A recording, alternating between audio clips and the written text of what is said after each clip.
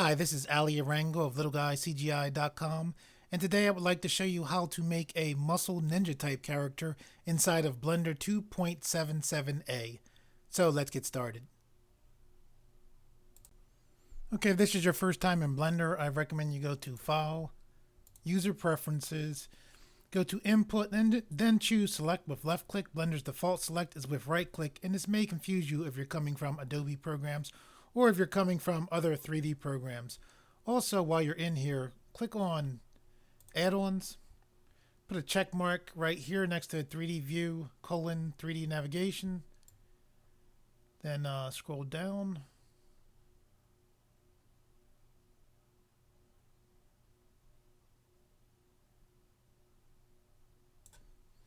Then put a check mark next to Mesh F2, Mesh Inset Polygons, Mesh Loop Tools, as well as Mesh Relax. Okay, if you want to have a pie menu set up like I do as well, you can put a check mark here next to User Interface Pie Menus Official. Okay, when you first come into Blender, you see this cube. As long as you put a check mark next to the first add-on in the add-ons menu for user preferences, you should have this right here, which is a navigation tab. And this allows you to just easily manipulate your view. In Blender, you can rotate your view by holding the middle mouse button. In Blender, there's a bunch of different modes that you operate. And when you come into Blender, you typically come in object mode. You typically manipulate the object by clicking here and then going to edit mode. And as we work through this tutorial, we'll also be going into scope mode as well. Okay, so what I want you to do right now is make sure you have this cube selected. You can tell that it's selected because it'll have an orange outline around it. You can then click here and then go into edit mode. Okay, the mode we just came from, object mode, was the mode that you use to move entire objects around. Inside of edit mode, basically we do most of our work as far as modeling a character. We basically model the character by manipulating a cube or whatever mesh that you currently have set up using vertices, edges, and faces, all of which you can select right here just by selecting one of these buttons. Okay, here's the basic game plan that I'm planning on using. We're going to basically sculpt a fairly basic humanoid male shape. We're going to set up the pants, and then we're going to set up a hood, and then we're basically going to sculpt the details we want in to this character as we move along. Okay, with this cube selected, the first thing I want you to do is to press W. We also, by the way, are selected on a vertice select. Once you press W, the specials menu pops up, and then what you're going to do is you're going to select Subdivide Smooth. When you selected Subdivide Smooth, you should have gotten this shape right here. When you look to your left, you should see a menu here where it says number of cuts. You want to click this and take this up to 3 as far as the number of cuts. Okay, what we're going to do now is click here to go to front view. We're then going to press A to deselect. I'm going to hold Control and hold the middle mouse button to zoom in some. We want these vertices right here, so we're currently on vertices select. We're going to click here, then we're going to hold shift and then click here. This manipulator, which is this blue and red thing right here, is currently getting in the way. I'm going to click here to temporarily take that away. I'm then going to re-hold shift and then select here. Okay, so after we have these 3 vertices selected, now what we're going to do is hold the middle mouse button to rotate the view. Okay, what we want to do now is press the O key, and what that did was that turned this on right here. You can also get to it by clicking here, and what this is this the proportional editing tool. And right now you just want it set for enable. And what the proportional editing tool does is it allows us to manipulate multiple edges, vertices, or faces at the same time. So actually I'm going to click here to go to the right view. I'm then going to press G. When I press G, I now have the ability to move those 3 vertices. If I roll the mouse wheel, I can increase or decrease in what I just did, or increase the area of influence. So what I'm going to do is pull down, right? And then I'm going to roll my mouse and see how I can control the shape by rolling the mouse. So I want that shape pretty much right there. I'm going to actually pull this forward a little bit. And what you want to imagine this is like a human head. So the back of the head, here, the neck coming out here, the eyes, somewhere around here, the nose somewhere around there, the mouth somewhere around there. And just by pulling out those three vertices, we're able to get, the basic shape of a human head. So what I'm going to do now is press A to deselect. I'm now going to press O, and this is our proportional editing tool. You can tell it's on because it has a blue circle. I'm now going to press O to turn that off, and you can see now that circle turned gray, so that's off, which is what we want. We're now going to go from vertices select to face select just by clicking here. I'm then going to hold the middle mouse button to rotate the view. I'm then going to press C for paint select. And then I'm just going to select these faces right here. I'm then going to right click to get out of paint select. Okay, now that we have these faces selected, what we're going to do is click right view. I'm going to roll the mouse to zoom back. I'm actually going to click here. Now see where this says view perspective / ortho. Currently we're in right perspective mode. You can tell which view we're in by looking right here. Perspective view, see how you can see that grid is things are kind of like slanted. If I click here, this will take us into orthographic view, and that's what you should do. Orthographic view is almost like a blueprint view. See how now like this head looks just about 2D. Like instead of seeing it like in 3-dimensional view, this is pretty close to a 2-dimensional view. And typically when you work in orthographic mode, it makes sometimes it makes things a lot easier to work with. So right now you want to be in right orthographic view, and you want to have those faces selected that we had selected before. You then want to press E. See that line that just popped out when we pressed E? By pressing E, we can extrude these faces, and then that line pops up to show us a preview of how these faces are going to move, which is fine. So we're just going to pull down to about here, and then we're going to left click to lock that in. Okay, we still have those bottom faces selected, so we're going to press S to scale them up like that. Then I'm going to left click to lock that in. I'm going to hold the middle mouse button to rotate the view. Now what I'm going to do is hover my mouse right here. I'm then going to hold control, and then while holding control, I'm going to press R. See that line that just popped up? That's a preview line showing us where a loop cut is going to go into. So with that line there, I'm going to roll the mouse wheel one time, which gave us another loop cut. I'm then going to left click once. Because I left clicked once, those loop cuts that you can see are selected by that orange line are movable. So I'm going to pull down just slightly.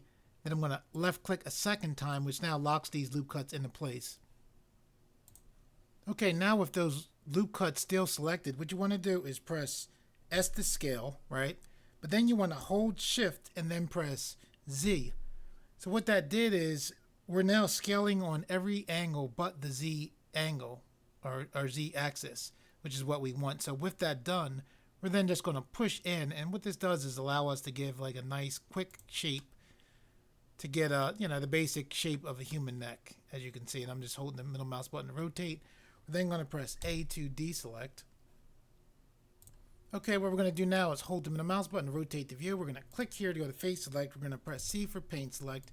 We're going to select these faces right here. Right click to get out of paint select. Click here to go to front view. We're then going to press E to extrude and then press Z for the Z axis.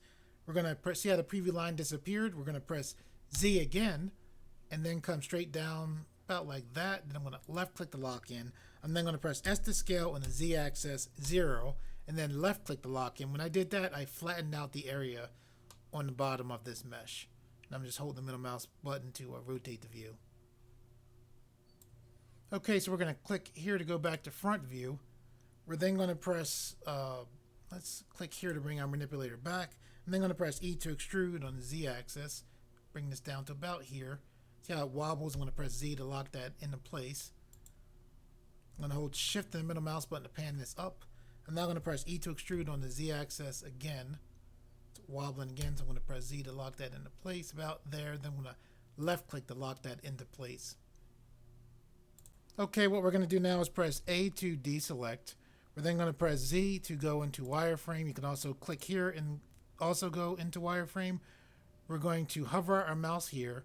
Make sure you're on face select. You're then going to press B for box select, left click, and drag a box over just half of this geometry right here. Okay, what we're about to do, if you're brand new to modeling in 3D or working in 3D, a lot of times you can effectively cut your work in half by getting rid of the geometry off of one side of a mesh, making sure that your origin point is in the center of your mesh, which is this orange dot is the origin point right here, and then adding what's called a mirror modifier on. When you add the mirror modifier, everything done to this side will be done to that side. So effectively, our work is seriously cut down. So what we're going to do with face select on and all of this geometry here selected, we're going to press X, which brings up our delete menu. We're then going to choose faces to delete. Okay, so now with that geometry on that side, gone, and our origin point being right in the center of our mesh, what we can do is take our mouse here. I'm going to roll the mouse wheel. We click on this, what looks like a wrench. This is our modifier button. We'll click here. And then we'll go to mirror to put a mirror modifier on the mesh. So we'll just left click there. And now you can see here is our mirror modifier, which kind of puts like a virtual geometry on here. I'm going to click this button right here. When I click this button, this keeps this side of the geometry from pulling apart from our actual geometry, which is right here. I'm then going to click this button. So now our mirror geometry looks just like our actual geometry on this side.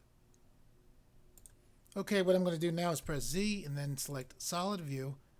I'm now going to hold the middle mouse button and turn to the side.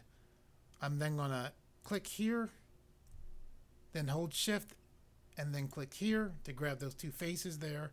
Hold the middle mouse button, rotate the view. I'm going to take the manipulator and pull out to the side like this.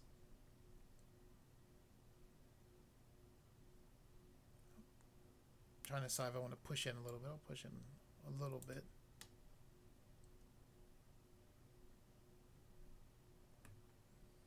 Okay, and what we're going to do now is press C for paint select. Select these faces right here. I'm going to right click. You see how everything I do on this side is duplicated on that side. I'm going to press S to scale on the Y axis just to thin out that geometry a little bit. With that done, I'm going to click here again. The manipulator was in the way for a second. I'm going to hold shift and click here. And what I'm going to do now is press E to extrude on the X axis. So basically we're pulling out where are going to be shoulders here. So I'm going to left click here. Then I'm going to press R to rotate on the Y axis like this. Pull these up some. So our shoulders are going to end up coming from there. I'm now going to press A to deselect. I am then going to hold Alt and then select here. So we're on face select. I'm then going to press C for paint select. I'm going to right click to get out of there. Make sure all of this geometry there is selected. I'm just holding the middle mouse button and it is. I'm going to pull these shoulders back a little bit like that. Okay, now we're going to press the A button. I'm going to hold the middle mouse button to rotate the view. We want to put a loop cut right here. So I'm going to hold down Control, then hold the right mouse button. I'm going to left click one time. And because I left click one time, we can move this loop cut. So I'm going to move it in like this. I'm going to then left click the second time, which locks that loop cut in. I'm then going to press A to deselect.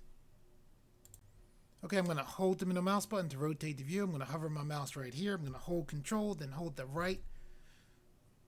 While I was holding Control, I pressed the right key to put a loop cut in. I'm going to left click one time, then left click a second time to lock that loop cut in. Okay, what we're going to do is hold down Control and hold the mouse button to zoom in. I'm going to press A to deselect the loop cut. I'm going to click here to go to face select. I'm going to press C for paint select, and I'm going to click right here. I'm then going to right click to get out of paint select. I'm then going to press W to bring up our specials menu. I'm then going to go to loop tools and then select circle. Okay, now what we're going to do is press E to extrude, left click to lock in. It doesn't look like we did anything, but we created new geometry right here, right on top of the old. Now what we're going to do is press S to scale that new geometry slightly. I'm going to roll the mouse wheel to zoom back some. I'm going to hold the middle mouse button to rotate the view. I'm now going to press E to extrude to start to extrude the arms down. I'm going to left click to lock in here. Basically, you want your arms, your elbows to be around like this area right there. I'm going to hold the middle mouse button. I'm going to pull them back just slightly like that. Okay, I'm going to hold the middle mouse button. I'm then going to press E to extrude to about here. I'm then going to press S to scale some, like that. Then left click to lock that in. Okay, I'm going to press A to deselect. I'm going to hold Shift and middle mouse button to pan. Then I'm going to hold the middle mouse button to rotate the view. I'm going to make sure I'm on face select. I'm then going to press C for paint select, paint right here. I'm then going to right click to get out of paint select. Okay, I'm going to hold the middle mouse button to rotate the view. I'm then going to press E to extrude on the Y axis, like this. I'm going to press Z again, like that. I'm then going to take the arrow and push this in some, like that. I'm going to hold the middle mouse button to turn to the side. I'm then going to press S to scale on the Y axis, like that. I'm then going to hover the mouse here, press A to deselect, hold Control, then hold R, or hold Control and then press R while holding Control. Left click one time, left click a second time to lock that in. I'm then going to press S to scale on the Y axis, like this, and then left click to lock that in. Okay, I'm going to hold them the mouse button. I'm then going to press A to deselect. I'm then going to click here to go to face select. I'm then going to press C for paint select. I'm going to roll the mouse to shrink the area of influence a little bit for the paint select, and then just click to select this geometry right here. I'm then going to right click to get out of paint select. I'm then going to press X to bring up our delete menu and then choose faces to delete. Okay, now I'm going to hold Control and hold the middle mouse button to zoom in. I'm going to hold Shift and the middle mouse button to pan. I'm then going to click on here, which is vertice select. I'm going to hold the middle mouse button to rotate the view. I'm going to click here. I'm going to then click here to temporarily take away the manipulator. I'm now holding Shift, still holding Shift just so I could select those three vertices right there. Okay, now with those three vertices selected, I'm going to hold the middle mouse button to rotate the view. I'm then going to press E to extrude, pull down about like that, then left click to lock in. I'm then going to hold the middle mouse button just to take a look to see what we have there. I'm going to press A to deselect. I'm going to make sure I am on vertice select. I'm then going to click here, hold Shift, click here. I'm still holding Shift, then here, or whatever order you prefer.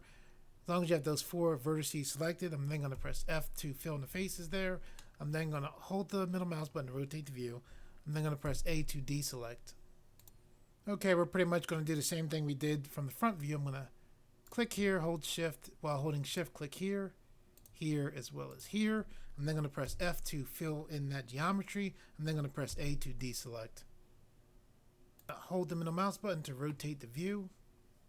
I am then going to go to Edge Select. I'm going to hold down Alt. Then while holding Alt, I'm going to select this edge right here. Because I was holding Alt and I had Edge Select on, I was able to select this entire edge loop going around here. Okay, I'm going to click here to go to front view. I'm going to hold Control and hold the middle mouse button to zoom back some. I'm going to press E to extrude on the Z axis and then extrude down about like that. I'm then going to left click to lock in. I'm then going to click here to bring back our manipulator. I'm going to pull to the side just slightly. I'm then going to press S to scale on the Z axis 0 and then left click to lock in. That flatten that geometry right there. I'm going to show you, how the geometry looks right there. We can make this look better. I'm going to click here.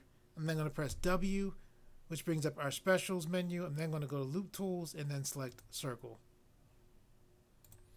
Okay, when forming your legs, I'm going to turn to the side. You don't want the legs to be directly underneath your body. You actually want this part to go forward some. So I'm going to click here to go to front view. I'm then going to press E to extrude on the Z axis and come down about like that. I'm then going to press S to scale on the X axis like this. I'm then going to turn to the side.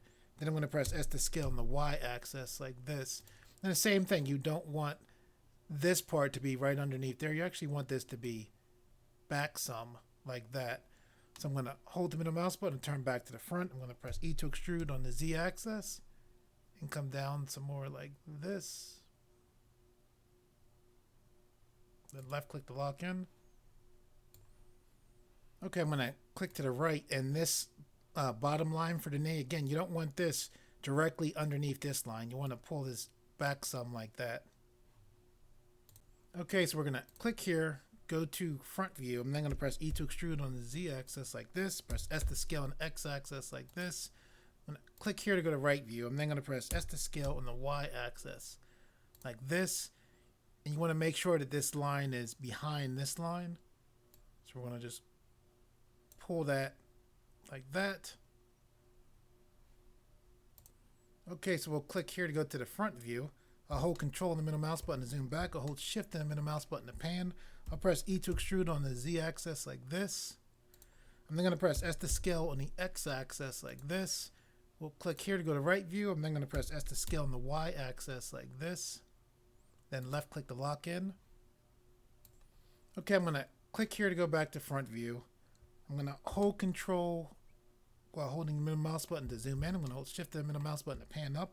I'm going to press E to extrude on the Z axis like this. And then I'm going to left click to lock in. Okay, I'm going to hold Control and the middle mouse button to zoom in. I'm going to hold Shift and the middle mouse button to pan. I'm going to hold the middle mouse button to rotate the view. I want these two edges to face forward. So what I can do is I can press O to turn on the proportional edit tool. So you can see it's on right here. And what I can do is I can then press R to rotate on the Z axis and turn. Now see how when I turn just the bottom is moving? And if I roll the mouse wheel to increase the influence, you can see that more of the geometry is, coming, turning as I increase that geometry. So I'm then going to left click this to lock that in. I'm then going to press A to deselect. Okay, what we're going to do now is press O to turn off that proportional editing tool. I'm going to click here. I'm going to temporarily turn off the manipulator by clicking here. I'm going to hold Shift and click here. I'm going to hold the middle mouse button to rotate the view just so I can see better as I extrude these edges out. I'm going to press E to extrude on the Y axis, about like that. I'm then going to click here to bring the manipulator back. I'm going to push this down some like that. Okay, then I'm going to press E to extrude on the Z axis like this.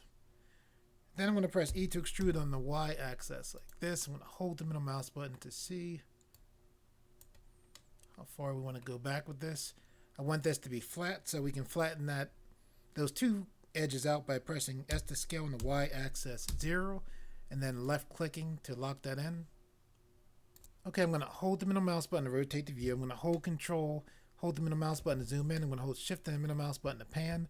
Then I'm going to hold Shift with these two edges selected. I'm holding Shift and then clicking here. Now I'm still holding Shift and clicking here. Now I'm going to hold Control, then press E. When I did that, that brought up our edges menu. I am then going to choose the bridge edge loop, the bridge edge loop options or option. So we have these two edges connected now. See this line right here? We need a line right here that's easily done. So we're going to hold Control, then press R, left click to lock in one time. Because we only left click one time, we can move this edge loop. So we're going to line it up, so it lines up right there. We need something to line up right here. I'm going to press A. So I'm going to hold down Control, and then while holding Control, press R. I'm then going to left click one time because I only left click one time. I can move this loop cut. I'm going to pull this back some. I'm then going to left click to get that loop cut to lock in. I'm then going to press A to deselect. Okay, with edge select on, I'm going to hold Alt, then select here. So this entire edge loop is selected. So now I'm going to hold down Control, and then while holding Control, press F. Our faces menu pops up. I'm then going to select grid fill. And what Blender did was it filled in our faces. But the cool thing is it also filled in the typology in a nice way. Instead of just putting a face right here with no edges here, it made sure that the edges, matched up. This edge matches up, going down as well as here. So we're going to do the same thing on the other side. So first I just held the middle mouse button to turn it. I press A to deselect there. I'm going to hold the middle mouse button to turn. I have edge select on. I'm going to hold Alt and then select right here. With that edge loop selected there, I'm going to hold down Control. Then while holding Control, press F. I'm then going to choose the grid fill, and very similar to how it was on the other side. Blender did a nice job filling that in for us. With edge loop, with the edge select still select, I'm going to click here. Hold the middle mouse button to rotate the view. Take the manipulator and push this out to the side some. Click here. Pull this out to the side some. I'm then going to go to face select.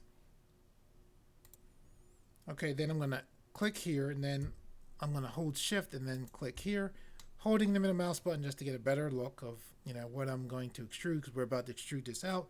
I'm going to press E to extrude and then left click to lock that in. I'm then going to press A to deselect. I'm going to hold the middle mouse button to rotate the view. I'm going to click here.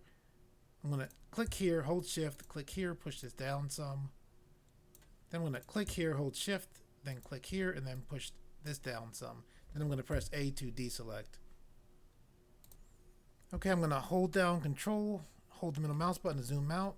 I let go of control. Now I'm holding the middle mouse button to rotate the view. I'm holding shift to the middle mouse button to pan the view. Then I'm going to move my mouse here, hold shift. Then while holding shift, press B. I'm then going to draw a zoom box right here. I'm then going to go to phase select. I'm going to hold shift to the middle mouse button to pan. I am going to click here just so I can kind of rotate with that. I'm then going to press A to deselect. I'm going to press C for paint select and click right here.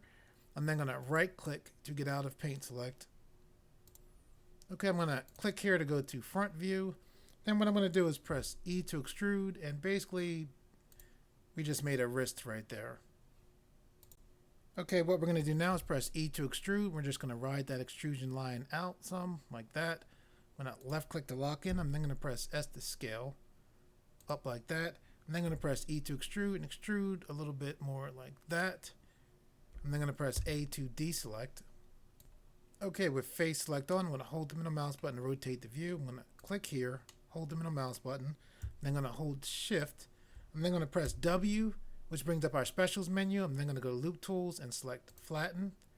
I'm then going to hold the middle mouse button. I'm going to click here, hold the middle mouse button to rotate the view some more, hold shift. While holding shift, I'm going to click here. I'm then going to press W to bring up our specials menu. Go to loop tools, and then I'm going to select flatten.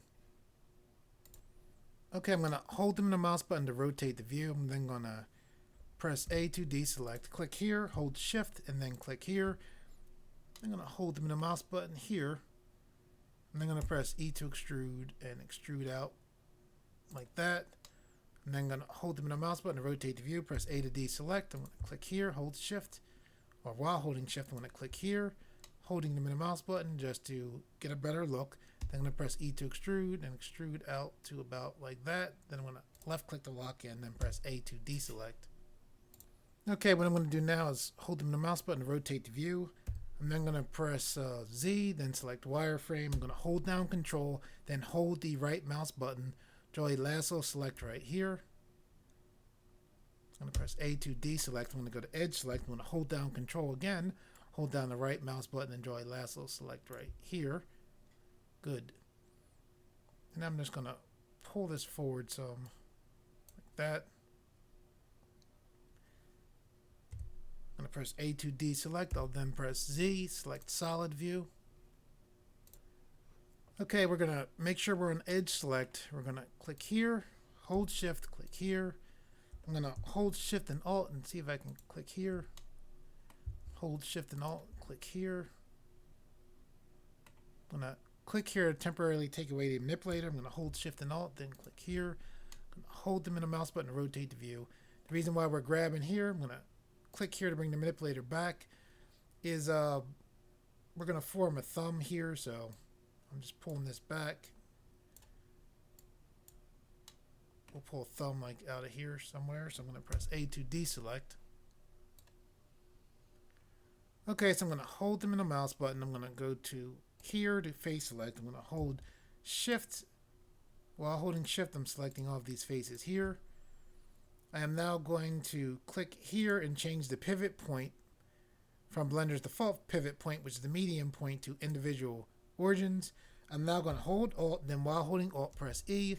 This brings up our extrude menu. I'm then going to choose extrude individual faces.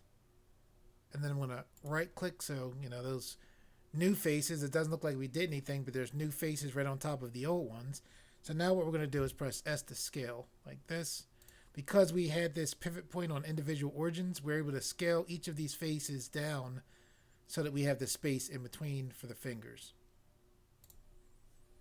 Okay, now what we're going to do is I'm going to hold the middle mouse button. See how our manipulator is going straight down, right? Well, let's see. See if we can extrude straight out. And we can, so good. So we're just riding these extrusion lines right now, right out.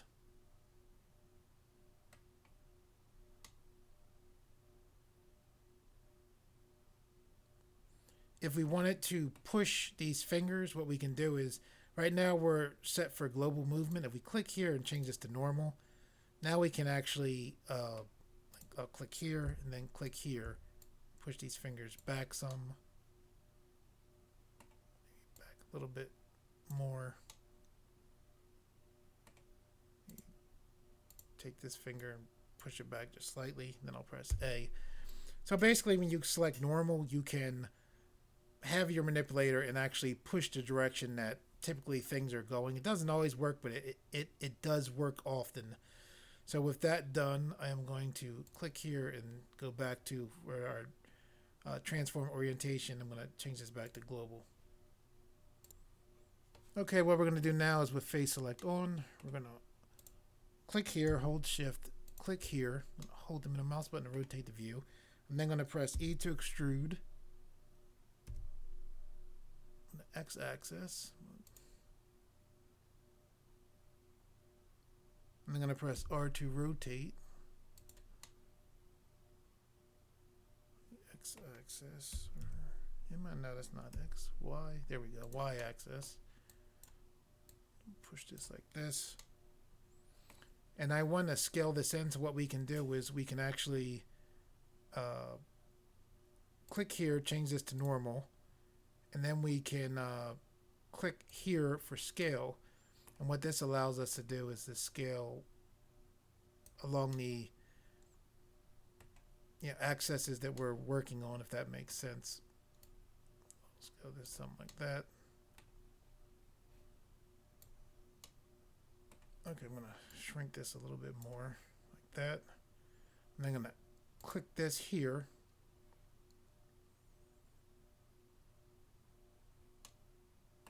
And then I'm going to press E to extrude and extrude this out like this. I'll actually click here again and I'll extrude this in some like that. And I'll press A to deselect.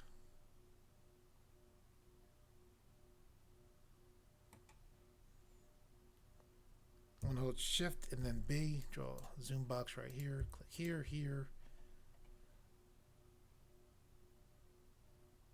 And then I'm going to click here, change the pivot point from the individual origins back to Blender's default pivot point, which is the medium point. I'm then going to click here. I'm then going to hit extrude and extrude out another piece for the thumb, and then left click to lock that in. I'm then going to press A to deselect. I'm then going to click here to go back to front view, then hold control, then hold the middle mouse button to zoom back some. Now I'm going to hold control, then hold the middle mouse button to zoom back some again. Okay, what we're going to do now is we're going to hold shift and press B while holding shift and draw a zoom box right over these hands. We're going to hover our hands right here. I'm going to click here, then go to edge select. I'm then going to hold control, then while holding control press R. That put a loop cut preview. I'm going to roll my mouse one time so that there's two loop cuts, and I'm going to left click to lock that in, left click a second time to totally lock that in. I'm then going to press A to deselect, hold down control, then while holding control press R. I'm going to roll the mouse wheel one time, then left click to lock that in, left click a second time to lock that totally in. I'm going to press A to deselect. I'm going to then hold down control, hold down, or press R while holding control, roll one time, left click to lock that in, left click a second time, then hover here, press A, hold down control, and then while holding control press R, roll the mouse wheel one time, left click one time, left click a second time to totally lock that in, and then press A to deselect. Okay, what we're going to do now is click here and change this transform orientation back to global. Then with edge select on, we're going to hover here. I'm going to hold shift as well as alt, click here. Because I held alt, I was able to select this entire edge loop.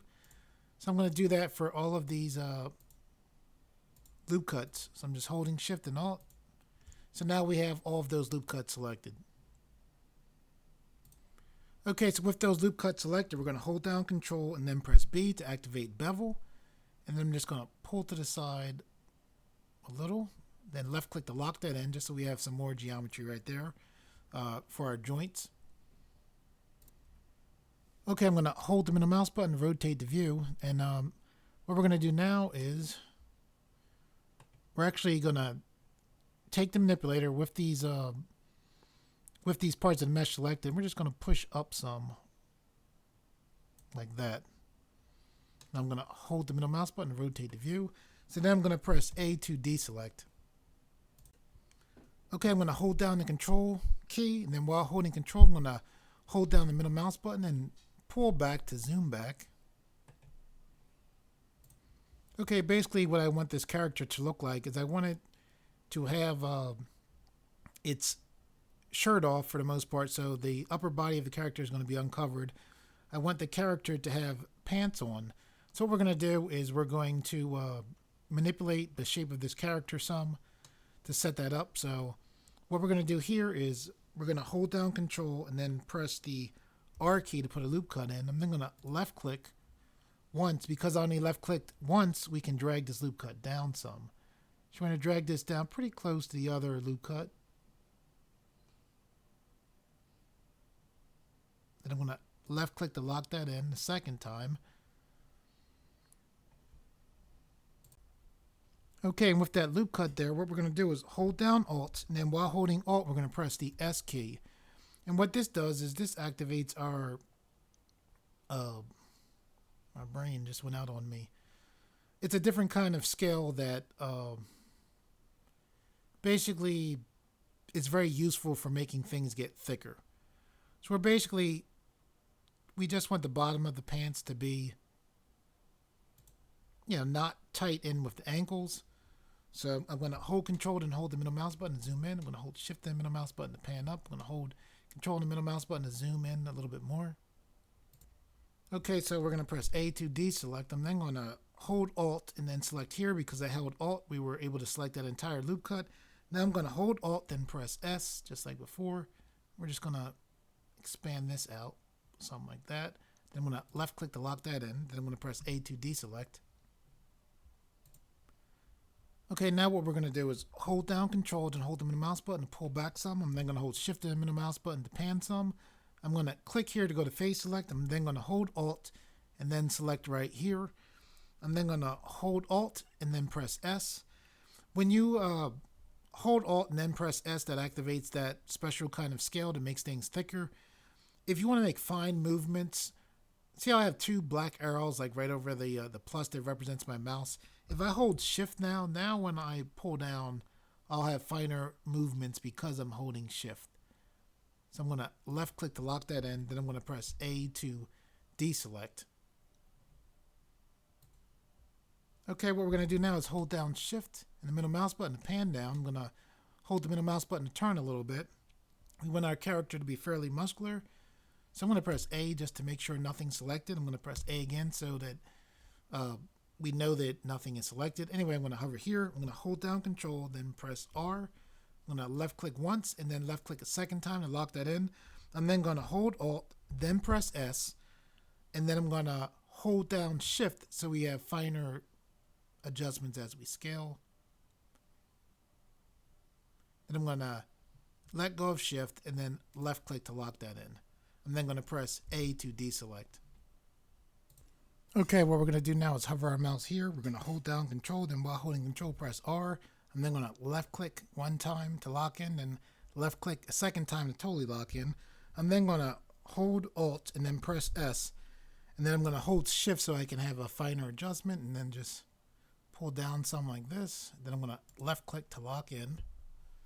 And I left click that was still holding shift down. I guess if you let go of shift when you're doing that before you left click or you hold down shift, it doesn't matter. Anyway, I'm going to press A to deselect. Okay, we have most of our basic details that we're going to need for the body in. Since most of the details we add to the body are going to come from sculpting, now let's work on the face. Okay, I'm going to press the N key, and I'm then going to scroll down. I'm then going to select display, and the reason why I came here is this grid floor right here. I'm just going to click here to temporarily take that away, or maybe not temporarily. Take it away for now just because it's distracting me a little bit. I'm going to press N to take away that properties panel right there. Okay, what we're going to do now is hold down shift, then press B, then draw a zoom box right here. And what we're going to do now is make sure we're on edge select. I'm then going to hold down Alt, then select this edge right here because I was holding Alt. This whole edge loop was selected. Okay, so I'm going to take this manipulator and then pull up some like this.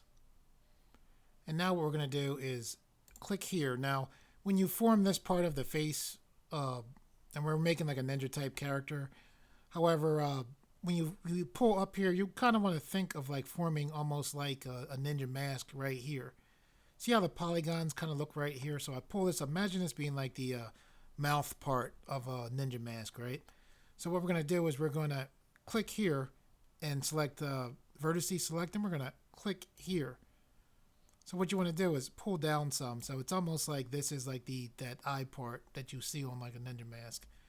So what we're going to do now is I'm going to click here. I'm going to hold the middle mouse button to rotate the view.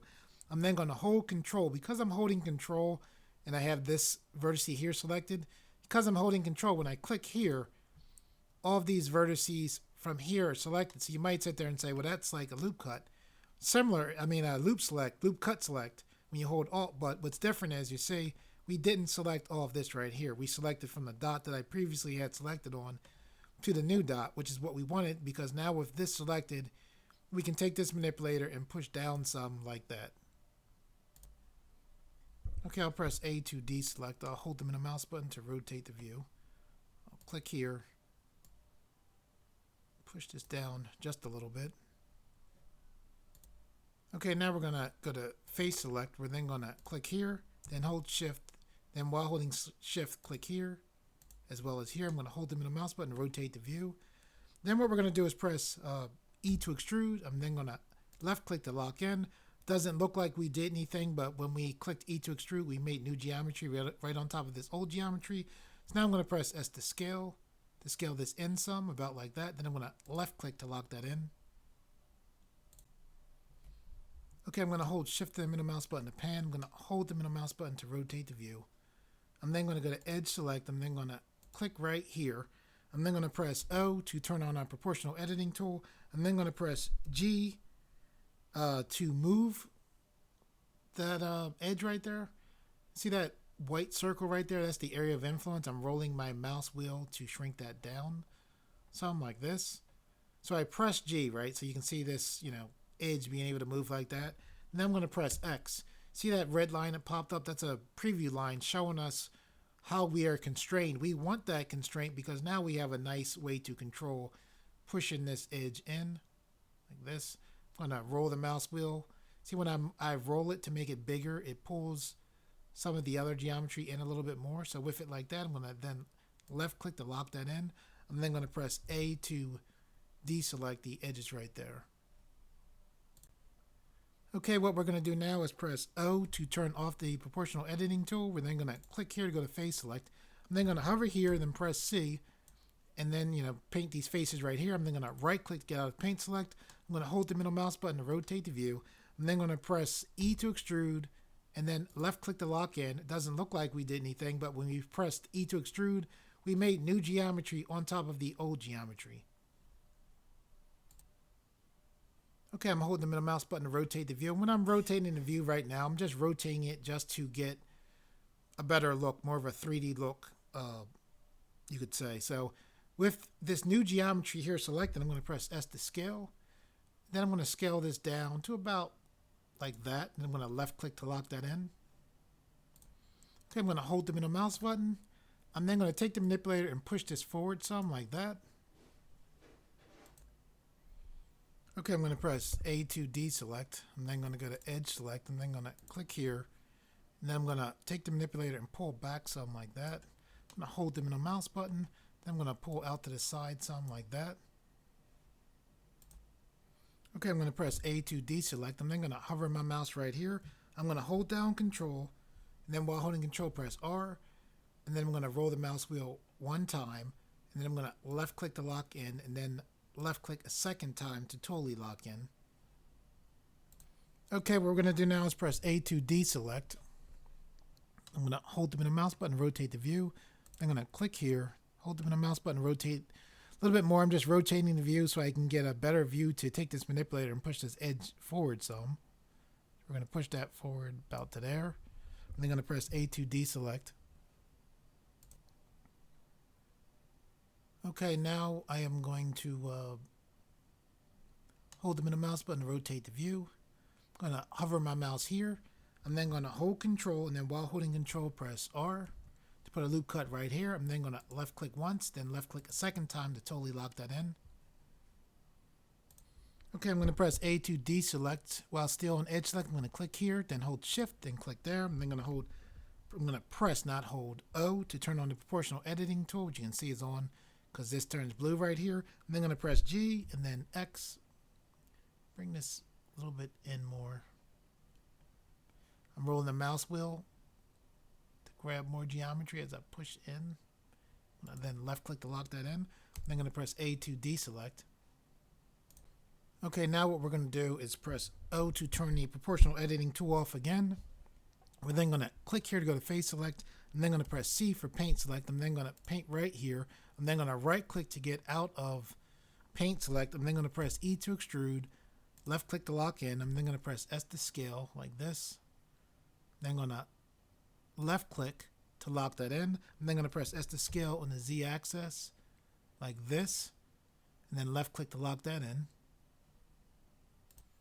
Okay, I'm going to hold Control, then hold the middle mouse button to zoom in. I'm going to hold Shift and the middle mouse button to pan. I'm going to hold the middle mouse button to rotate. I'm then going to press E to extrude on the Y axis. You can see that preview line letting us direct our polygons in. I'm then going to left click to lock that in. Hold the middle mouse button just to take a look now.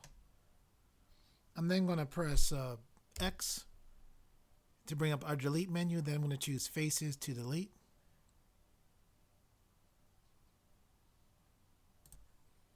Okay, I'm going to click here, hold Shift, then click here, here, as well as here.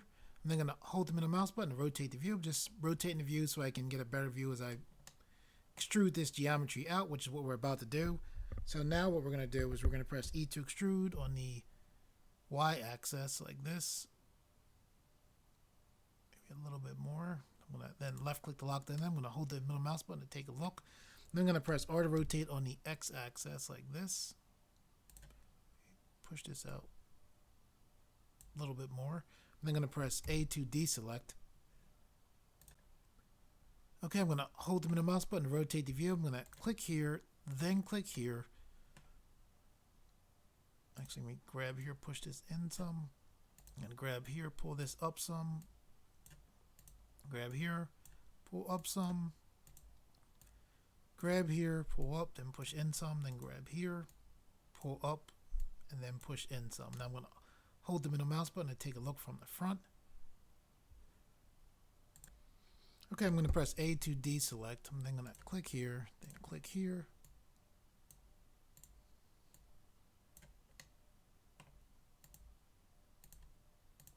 Just manipulating these polygons along the nose. We don't need a whole lot of detail for the mouth. The main thing we need is the eyes to be fairly detailed eventually, or at least them to be set up so that they can be detailed eventually, and the nose, since the Ninja Mask is going to be covering most of what you see here. I'm going to then press A to deselect. Okay, I'm going to hold the middle mouse button to rotate the view. I'm then going to go to Edge Select. I'm then going to click on this edge right here, then hold Shift and click this edge right here. I'm going to hold the middle mouse button to rotate the view down. Then I'm going to pull this edge back some like that. Then I'm going to hold the middle mouse button to take a look. Click here. I'm going to press A to deselect. I'll click here. And push that in some. Just push this down some.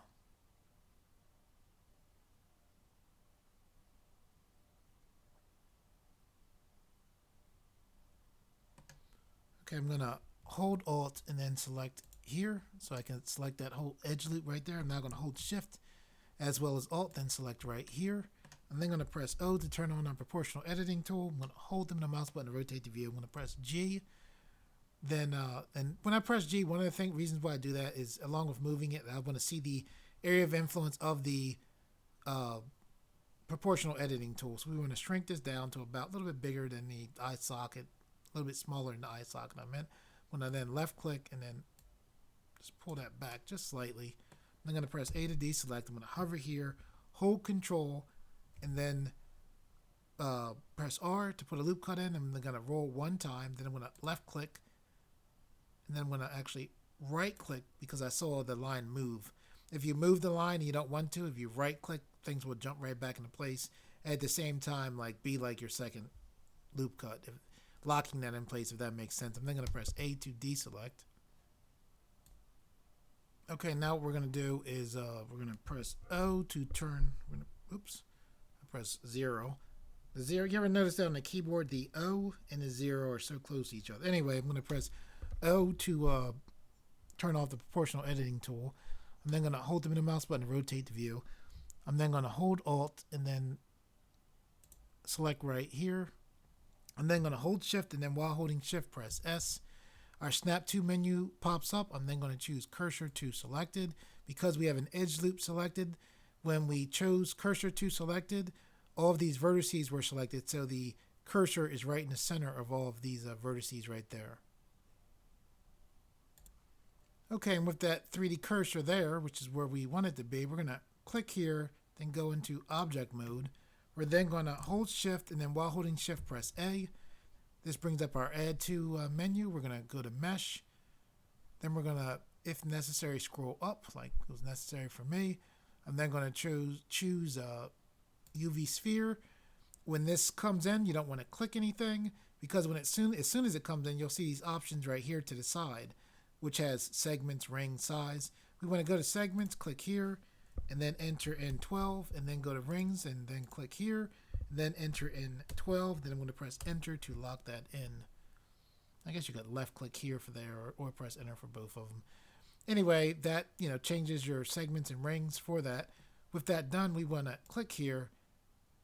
Whoops, we're in object mode. We're going to click here, and then select edit mode, right?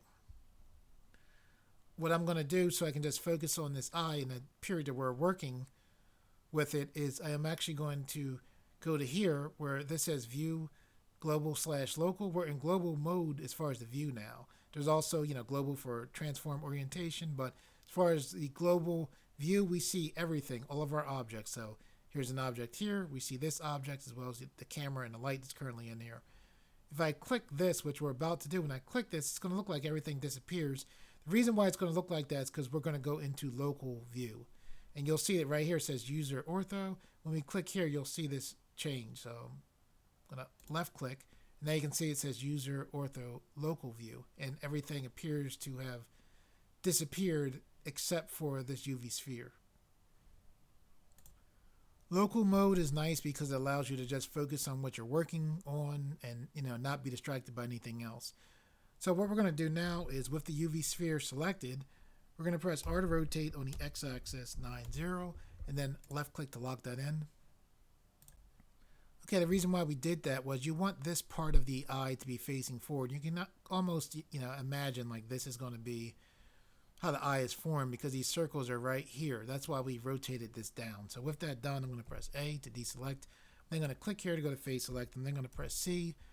For paint select, I'm going to select all of these faces right here. I'm then going to right click to get out of paint select. Okay, what we're going to do now is click here to go to right view. I'm then going to press S to scale on the Y axis -1 and then left click.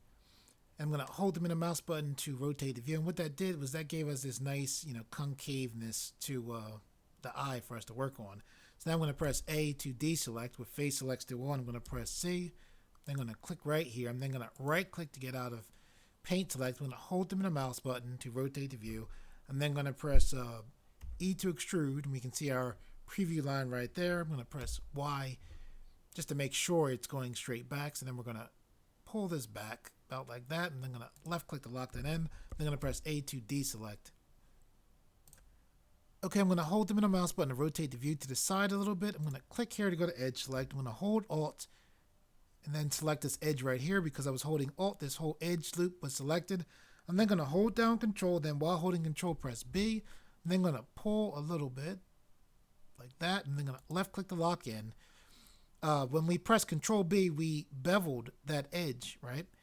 When we bevel the edge, we get these options here that popped up. What we want to do is where it says segments, click here and change this to 2, and then click here and change this to 1, and then press enter to lock that in. Okay, the reason why we beveled that edge is we're about to put a subdivision surface modifier on here. What that modifier will do is it will smooth out most of our edges. However, what happens when you want it, what happens when you have an object where you want most of the object's edges smooth but some of the objects hard? We want this edge hard as well as this edge hard as well. One way to deal with that is what we did, and that's why we put that bevel on there. So now with that done, we're going to press A to deselect. We still have edge select on. We're going to hold Alt select here, and then I'm going to press and hold Control, then press B. I'm then going to hold Shift to give me fine control. Then I'm going to pull to the side. I'm still holding Shift, and then I'm going to left click to lock that in. I'm going to make sure that this segment is on 2, and then make sure that this profile is 1. I'm then going to press enter to lock that in. If your bevel carried over from the last time and had 2 here and then 1 for the profile, good. If it didn't, you just, for this second bevel, put in 2 and then 1. As I make these tutorials, I tend to edit them as I go along. So what you need is, just for this to be beveled and this to be beveled with these settings. I'm going to then press A to deselect. Okay, what we're going to do now is we're going to click here, then we're going to go to object mode. Now we're going to hold down Control, and then while holding Control, press 2. That was a shortcut that automatically put a subdivision surface modifier on here. If you look to where it looks like there's a wrench right here, here's our modifier and here's the settings on it. So when we press Control 2, that set us up to have a subdivision surface modifier on here, hovering here and just pulling to the side. And that's what you see here. It also set us with a view of 2 and a render of 2. So with this still selected, what we're going to do is press Z, and then we're going to select Shade Smooth. Okay, when you look at this, you can see this looks smooth here, yet here looks fairly sharp and here looks fairly sharp, which is what we wanted. Okay, so what we're going to do now is currently we're in local mode. We know this because we see it says local right there. Then I'm going to click here, and this takes us back into global mode. Okay, I'm going to press S to scale to shrink this down some. Let's pull it back. Take the manipulator and push it over.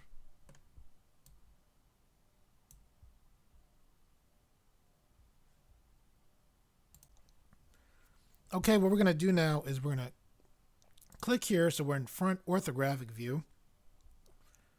We're then going to click here and change Blender's pivot point from its default pivot point, which is the medium point, to the 3D cursor.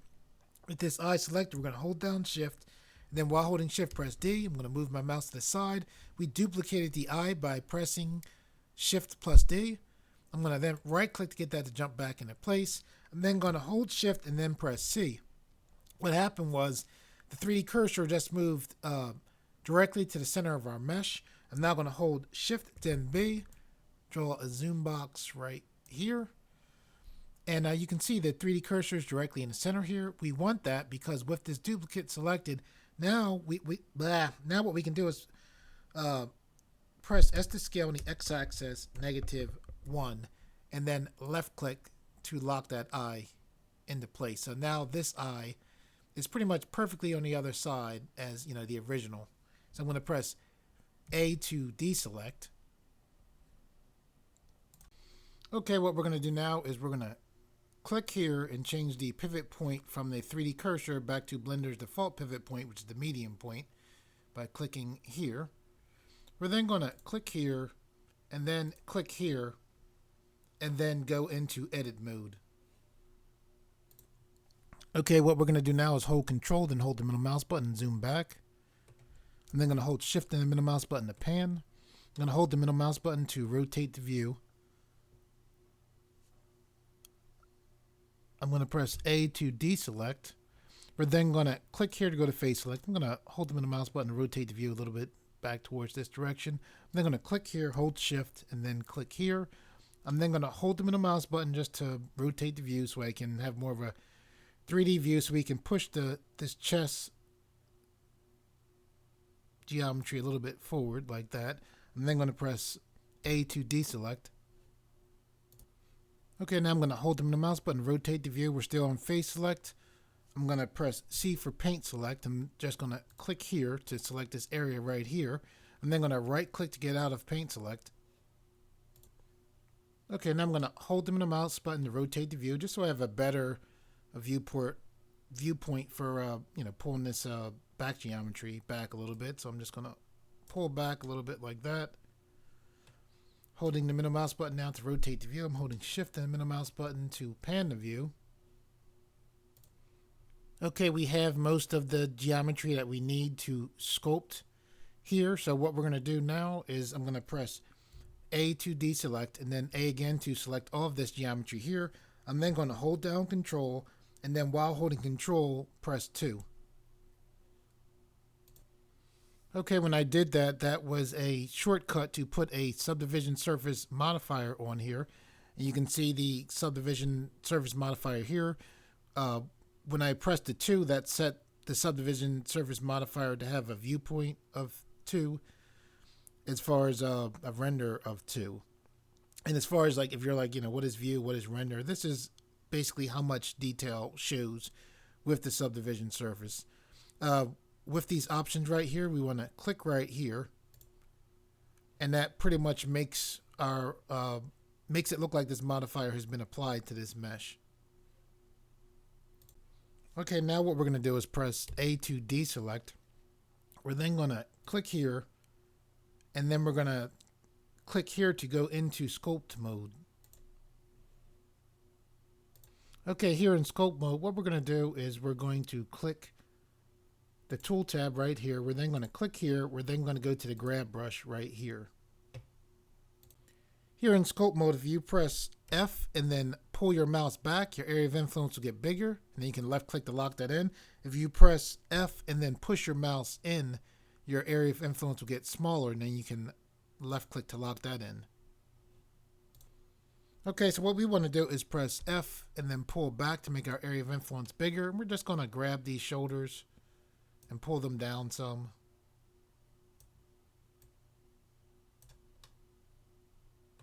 And we'll come back and work on that later. Don't be, alarmed by that. Okay, what we're going to do now is click here to go to object mode. Okay, now what we're going to do is we're going to hover our mouse here. I'm going to hold shift, and then while holding shift, press B. I'm then going to draw a zoom box right here to zoom in. What we're about to do is we're about to form a mesh version of our ninja mask. So I'm going to go to this navigation tab. I'm going to click front view right there.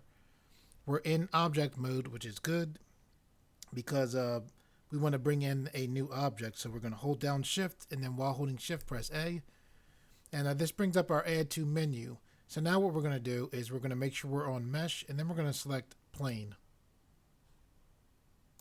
Okay, the plane is there. It's just inside of the head right now. So the plane is selected. As a matter of fact, I'm going to hover here, and you can see right here that plane is lit up. So with plane selected, we're going to click here and then go to edit mode. I'm now going to hold the middle mouse button to rotate the view. I'm then going to take the manipulator and push this plane forward. So with this plane pushed forward, I'm going to press R to rotate on the x-axis 90, and then enter to lock that in. Okay, what we're going to do now is we're going to click to go to front view. We're going to pull this plane to the side. Now we're in the object that's called the plane, right? See this orange dot right here? This orange dot is the origin point for this plane. It's good that the origin point, is staying right here. And the reason why it's staying right there is because we are inside of the plane and we move the plane to the side inside of edit mode. Now, the reason why it's good that this origin point is here is because we want to put a mirror modifier on this plane so that we can cut our work in half. So what we're going to do is we're going to click on what looks like this wrench right here. We're then going to click here. We're then going to select mirror to put a mirror modifier on it. And then you can see right here, here is our actual geometry and here's our virtual geometry being, put here from the mirror modifier. So what we want to do now is put a check mark here next to clipping. We're then going to click here so that our virtual geometry looks just like our actual geometry right here. Okay, what we're going to do is push these two pieces together. I'm then going to press A to deselect and A to select again. I did that so that now when we pull to the side, this center part of these two pieces of mesh will stay connected there.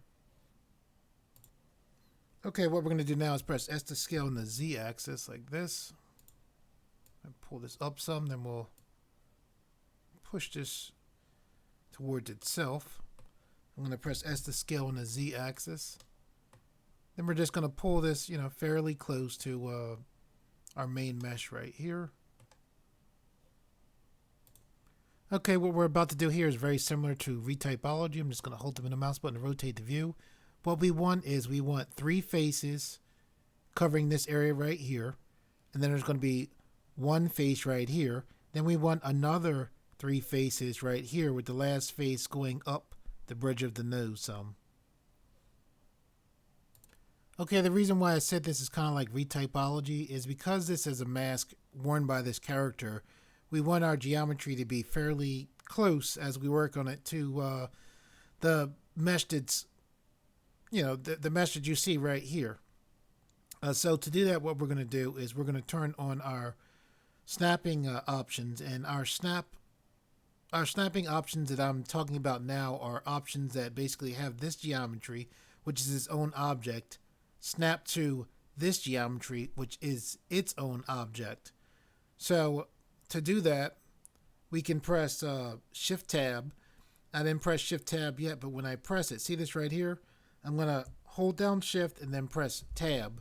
Then when I press that, you can see this turned on, and this is showing us that our snapping options are now active.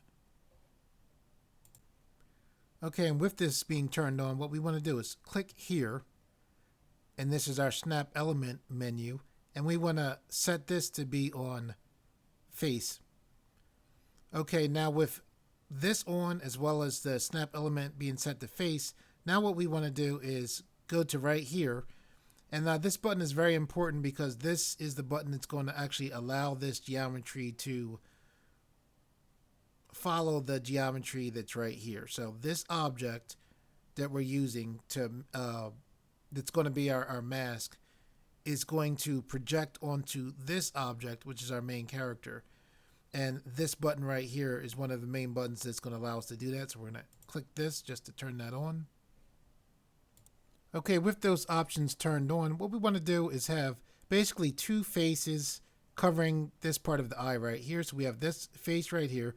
So what we're going to do now is we're going to change from our face select to our edge select. So I'm going to click here. And I want that right on the edge. And then what I'm going to do is I'm going to hold down Control. And then while holding Control, I'm going to right click right here.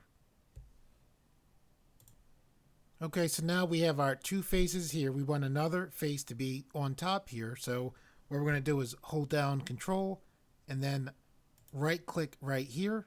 So here's our top 3 faces that I mentioned to you. I'm going to hold Control again and then right click right here. So now here's our side piece right here.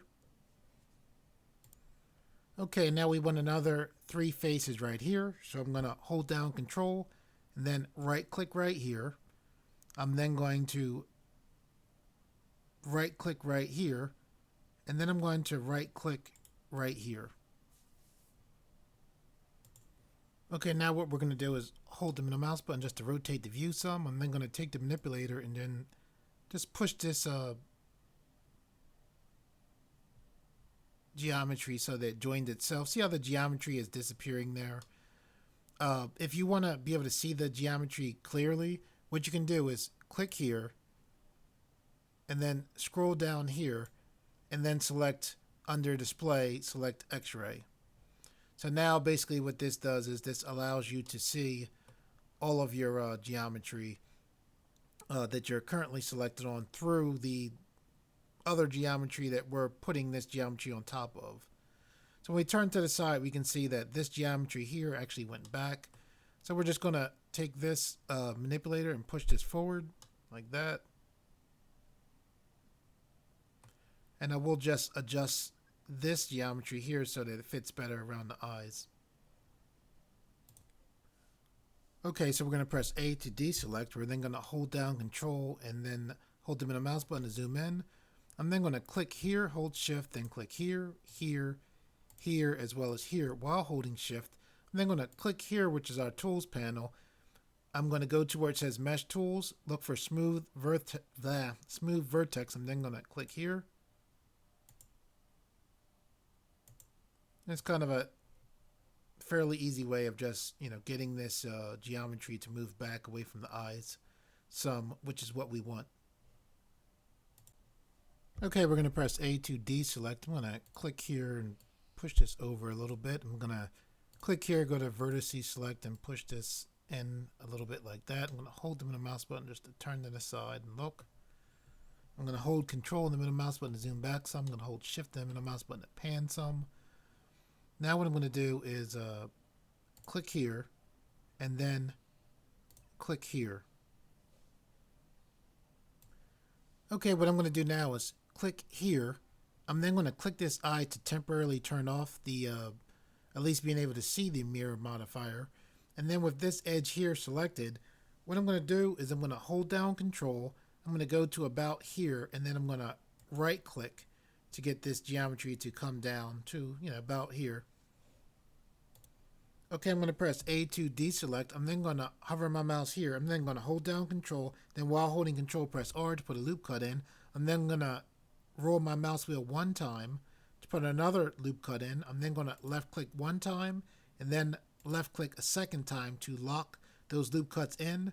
I'm then going to press A to deselect those selected edges. Okay, now what we're going to do is with Edge Select Still 1, we're going to click here, hold Shift, and then click here. I'm then going to hold the middle mouse button to rotate the view. And what we're going to do is hold down Control, and then we're going to right click right here to get that geometry to move out to here. And I'm basically looking right here. So I'm going to take the manipulator and push down. You can see this right here. Things like this will happen when you have snapping on. I'm going to go to vertices select and just, take the manipulator, hold the middle mouse button to rotate the view, and just kind of get this back into place just by moving the manipulator like that. You hold the middle mouse button just to take a look to make sure that the vertices are where they look like they are. Okay, now I'm going to press A to deselect. I'm then going to click here to go to Edge Select. I'm then going to hold Shift and then select here as well as here. I'm then going to hold the middle mouse button to rotate the view slightly. I'm looking around right here. So I'm going to hold down Control and then right click right here. Okay, and this is basically what's going on here. I want these edges here to line up right here. And I want these edges here to line up right here. So what we're going to do is I'm going to hold them in the mouse button. Pull this back some, pull this up. And I'm just taking the manipulator, just, getting this to line up better like there. I'm actually going to press S to scale that down some. Then I'm going to click here as well as here while holding Shift. I'm going to press S to scale that down some. And the same thing, I'm just moving these edges. And the reason why I'm moving these edges is because I want to, fill this in with a face and then fill this in with a face right here. So I'm now going to press A to deselect. Okay, with Edge Select Still 1, I'm then going to click here, hold Shift, and then click here, as well as here. So we have these three edges selected. Blender knows that once I press F, I'm going to want a fourth edge put in right here. So I'm just going to press F, and now we have our face, put in right there. So now I'm going to press A to deselect. I'm now going to click here, hold Shift, and click here, as well as here while holding Shift, and then press F to put a face right there. And now I'm going to press A to deselect. Okay, what we're going to do now is click here to turn our mirror modifier back on. I'm going to hold the middle mouse button to rotate the view. We're going to click here, we'll pull this direction.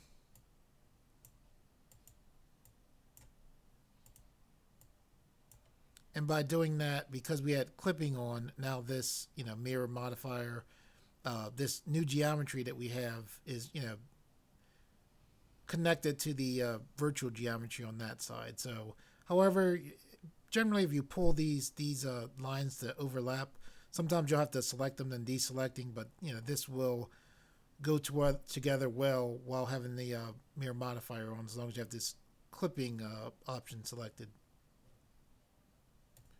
Okay, what we're going to do now is press A to deselect. I'm going to hold the middle mouse button to rotate the view. We're then going to click here, hold shift, and click here, as well as here.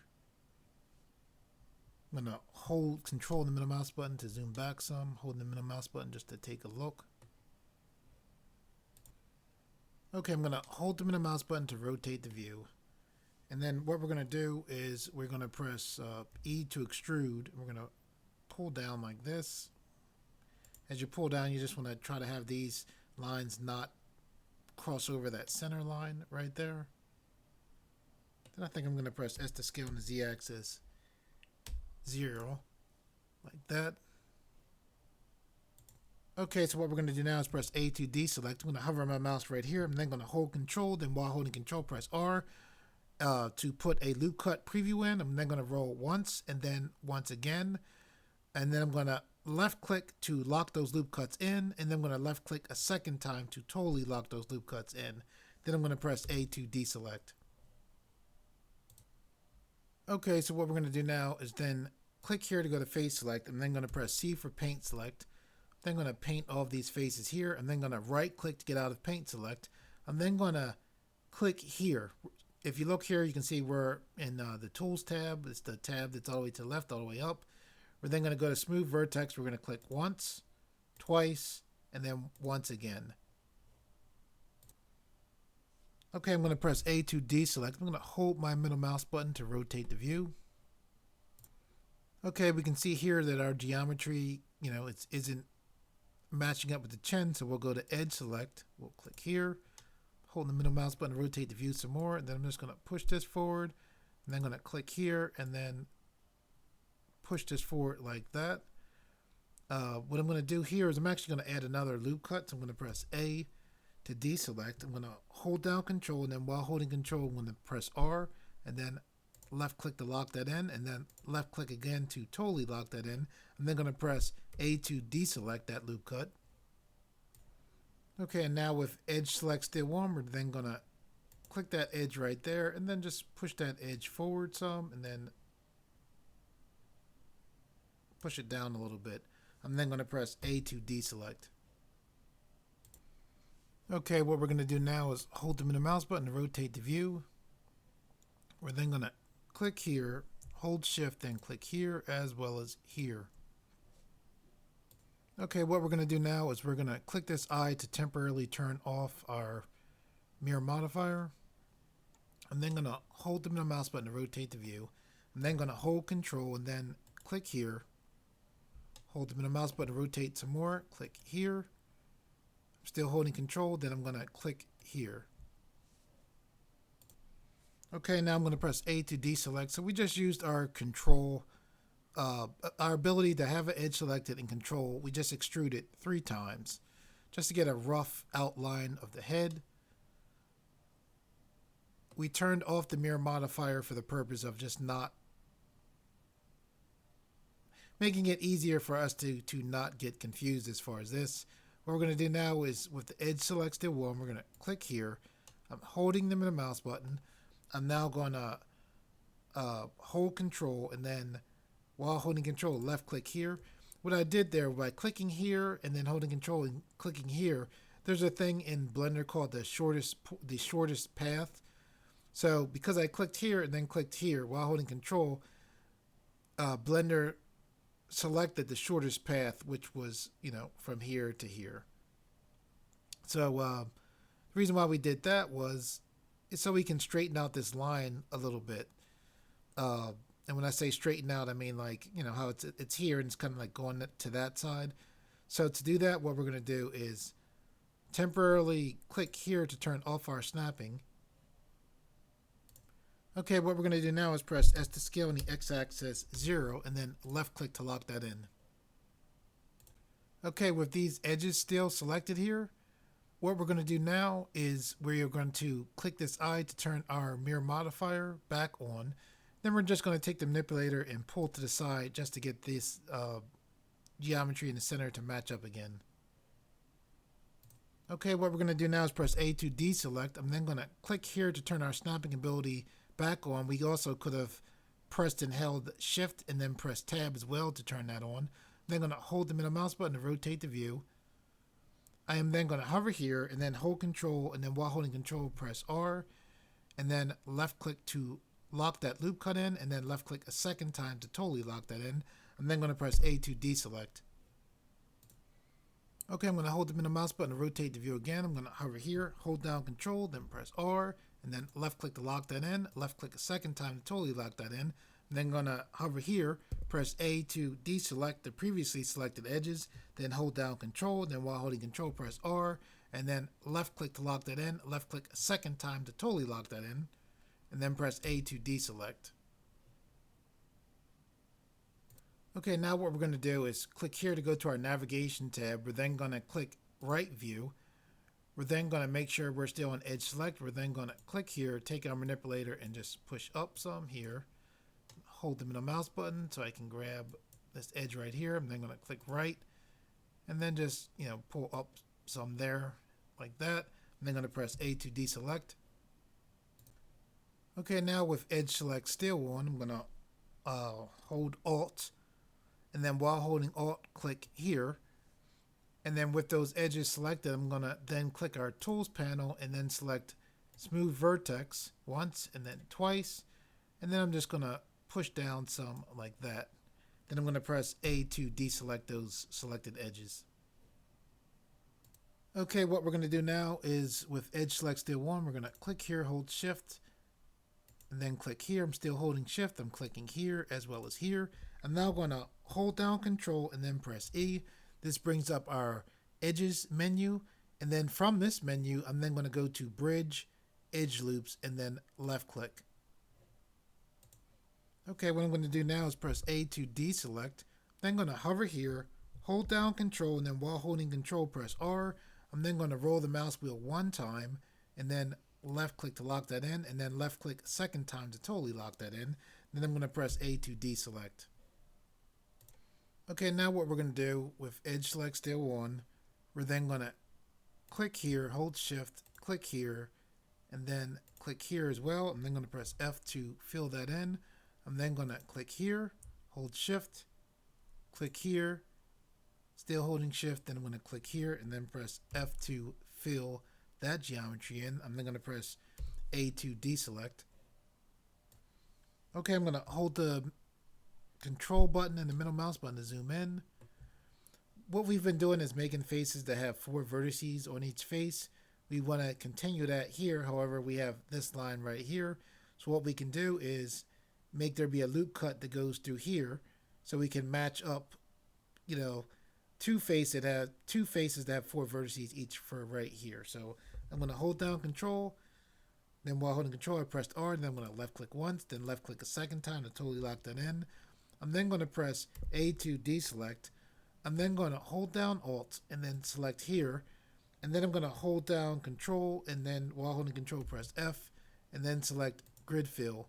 And then what Grid Fill did was, even though we were on Edge Select, it filled in these 2 faces for us, so we didn't have to, grab the individual edges and, click F, then grab the individual edges again, and click F right there. So then I'm going to press A to deselect.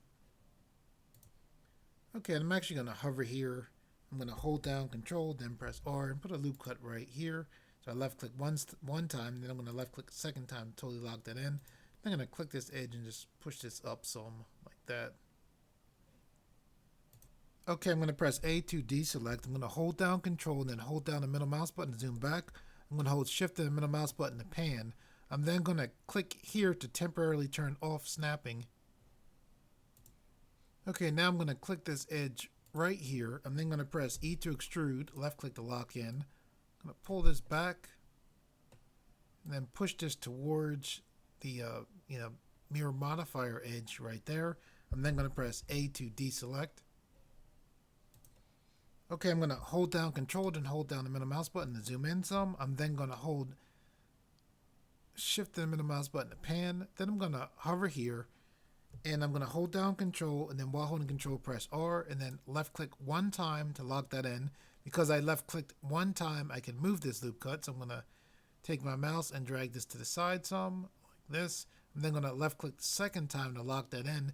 The reason why I put this loop cut in here was I want this edge to match up with this edge right here. Okay, what we're going to do now is press A to deselect. I'm then going to click here, hold Shift, and then click here. And then I'm going to press F to create this face right here. I'm then going to press A to deselect. Okay, what we're going to do now is hold the middle mouse button to rotate the view.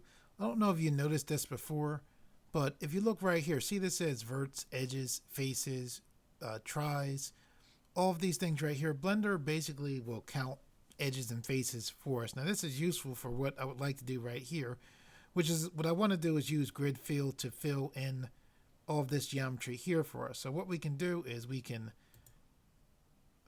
click here, right? I'm then going to hold Control and then click here. Because I held down Control, Blender selected from the shortest point from here to here. Okay, and now with these edges selected, we can look right here and see that there's 6 edges right here. Which is good for us to know, because now with that knowledge we can press A, then hold down Control and then press 1.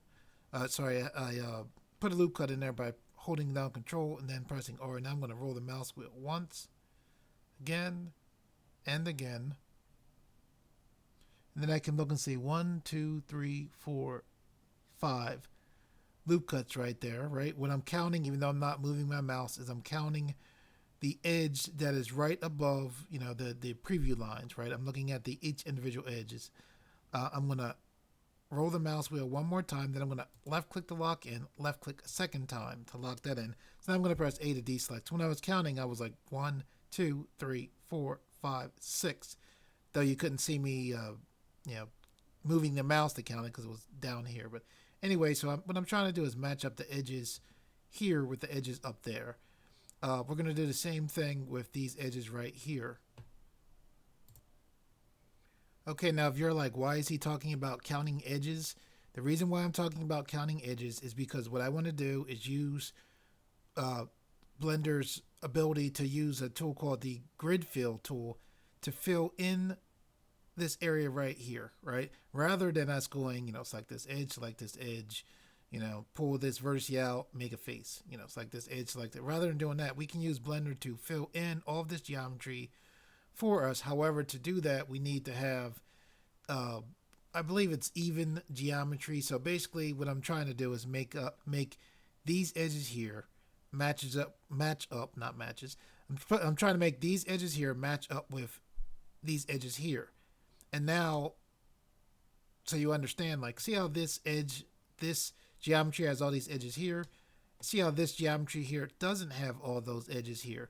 So when I'm telling you about counting edges, what I'm trying to do is find out how many edges there are here, so then I can make that many edges in geometry like this that doesn't have edges, so we can do the grid fill and have it easily, fill in all of this geometry for us. Okay, what I'm going to do now is hold the middle mouse button to rotate the view. I'm then going to click here. I'm then going to hold down Control so I can use Blender's shortest path option to select, these faces are right here.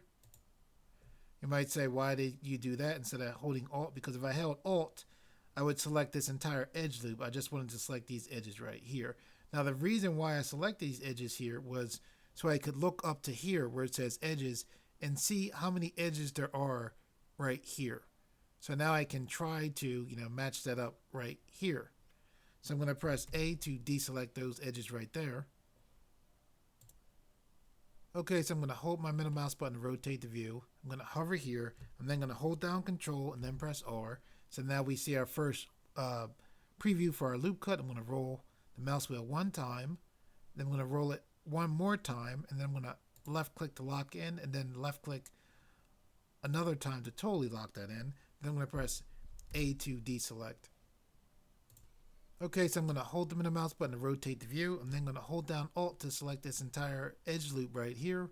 When we look right here, it says edges 20/194. So this 20 should be our selected edges right there, right? So what I'm going to do is hold down Control, and then while holding Control, press F. This brings up our Faces menu.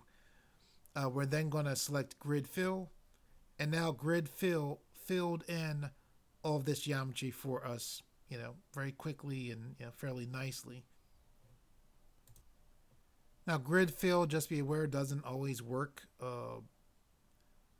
easily. Sometimes you have to play around with these grid fill options right here, but I'm glad that it worked here for us. Okay, so what we're going to do now is press A to deselect. I'm then going to go to Face Select. I'm then going to hold Alt and then select right here to select that loop of faces right there. Okay, with these faces selected, I'm going to press W. This brings up our Specials menu. I'm then going to go to Loop Tools, and then I'm going to select Circle. And this just gives us a nice circular shape right there. Be careful of our mirror modifier right here, so we're going to just pull to the side so those faces blend together. I'm going to hold the middle mouse button to rotate the view this way. I'm then going to go to Edge Select, click here, and then push this towards the virtual geometry so that this geometry blends together. I'm going to hold the middle mouse button to rotate the view. I'm going to go back to Face Select, hold Alt, and then while holding Alt, select here to select that ring of faces again. I'm going to pull this back some. Now remember, this time we've been moving this, we have our snapping options off. I'm going to press R to rotate on the X-axis like this. I'm going to press S to scale on the Y-axis, something like that. Okay, I'm going to go to my navigation tab, then click here to go to front view. I'm then going to press S to scale on the X-axis like this. Now, as I scale, you see how this is pushing towards each other, so be careful of that, and then take your manipulator and pull to the side, something like that. So I'm going to hold them in the mouse button to rotate the view. Okay, what we're going to do now is I'm going to click here to go to right view. I'm then going to, with these faces selected, press H to hide those faces. I'm then going to hold Alt with Face Select on, and then click here, hold Shift, and then click here. Still holding Shift, I'm going to click here as well, and then I'm going to press H to hide that geometry.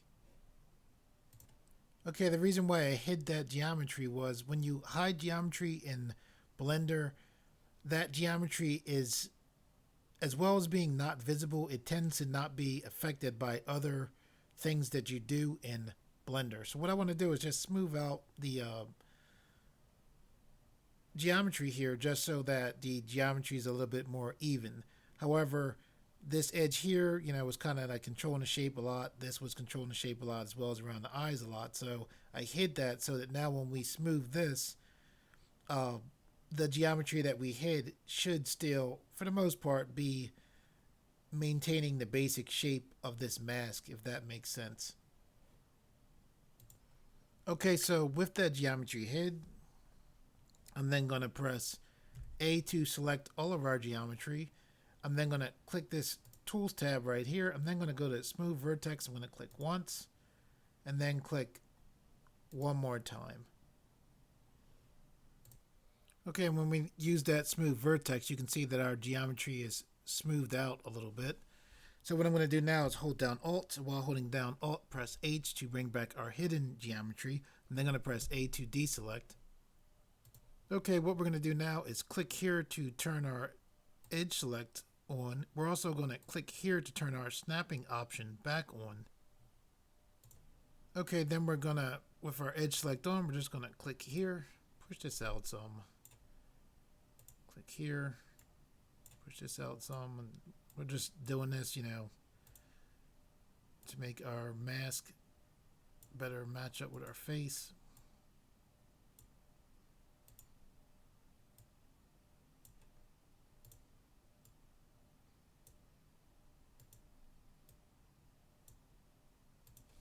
I'm going to hold Shift and middle mouse button to pan down. I clicked here just to get that manipulator to move out of the way of this edge right here. You can turn the manipulator off by clicking here. Sometimes I find it easier just to click another place and then, it's out of the way so you can select what you want.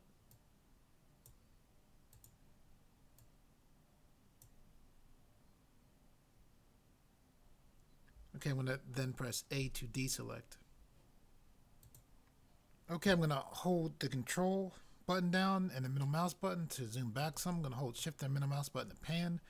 I'm then going to click here to temporarily turn off snapping. I'm then going to click our face select. I'm going to hold down Alt and then select right here. I'm then going to hold shift while holding Alt to select right here. And then with this loop of faces selected as well as this loop of faces selected, I'm going to press H to hide them. I'm then going to press A to select all of the geometry right here. I'm then going to go to my navigation tab, select front view, and then I'm going to hold down Alt, and then while holding Alt, press S. And then I'm going to hold down Shift as I pull down for fine selection. And then I'm going to then left click to lock that in and then let go of Shift. What we did when we held down Alt and then press S was a special kind of scale that makes things thicker. We hid the geometry around the face here and around the neck so that the general shape of our mask would stay as we scaled the rest of the mask geometry up. Okay, what we're going to do now is we're going to hold Alt, then press H to unhide the previously hidden geometry. I'm then going to press A to deselect. If you notice that we can't see our underlying mesh here, it's because when we click here, or when we click there before, we turn this X-ray option. So if I unclick this, we can see our geometry come back into play. I'm going to click here because what I want to do is to add a modifier on to make this mask have some thickness to it. Okay, so what we're going to do is we're going to click here, then select object mode. We're then going to click here. We're then going to click here, and then we're going to select solidify. Now this solidify adds thickness to our mesh. However, we don't want thickness everywhere. We really just want thickness here, to be honest. So there's a way that we can do that. Here's our thickness options right here. We can click only rim. So now our thickness is just around here, around the edges. Okay, what we're going to do now is hold shift, and then while holding shift, press B, then draw a zoom box right here to zoom in. We're then going to increase this thickness to about like that. That's fine. I'm just holding the middle mouse button to take a look. Okay, what we're going to do now is we're going to hold control and as well as hold the middle mouse button to zoom back some. We're going to click this eye on our solidify modifier just temporarily. We're then going to click here and then go to edit mode. I held the middle mouse button to rotate the view. I'm then going to go to edge select. I'm going to hold Alt and select this edge right here. I'm then going to press S to scale.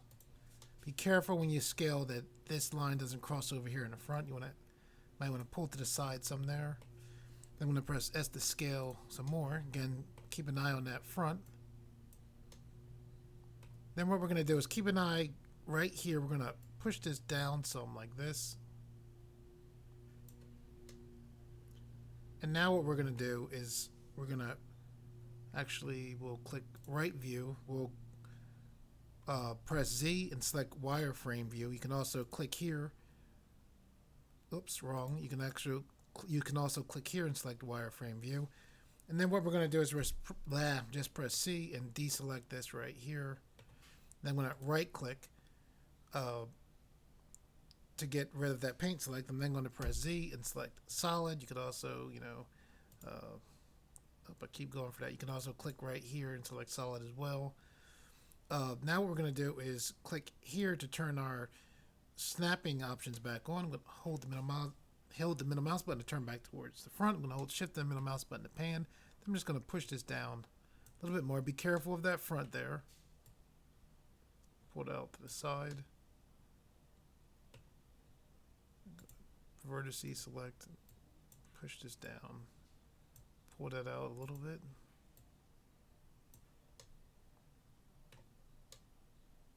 Okay, and that's not bad. I'm going to press A to deselect. I'm then going to hover my mouse right here. I'm then going to hold Control. Then while holding Control, press R. Then I'm going to roll my mouse wheel one time, and then left click to lock that in, and then left click a second time to totally lock that in. I'm then going to press A to deselect. Okay, I'm going to hold Shift and the middle mouse button to pan down. I'm going to hold the middle mouse button to rotate the view. I'm then going to press A to select everything. I'm then going to hold Control, and then while holding Control, press 2. What that did was that put a subdivision modifier, a subdivision surface modifier onto this mesh.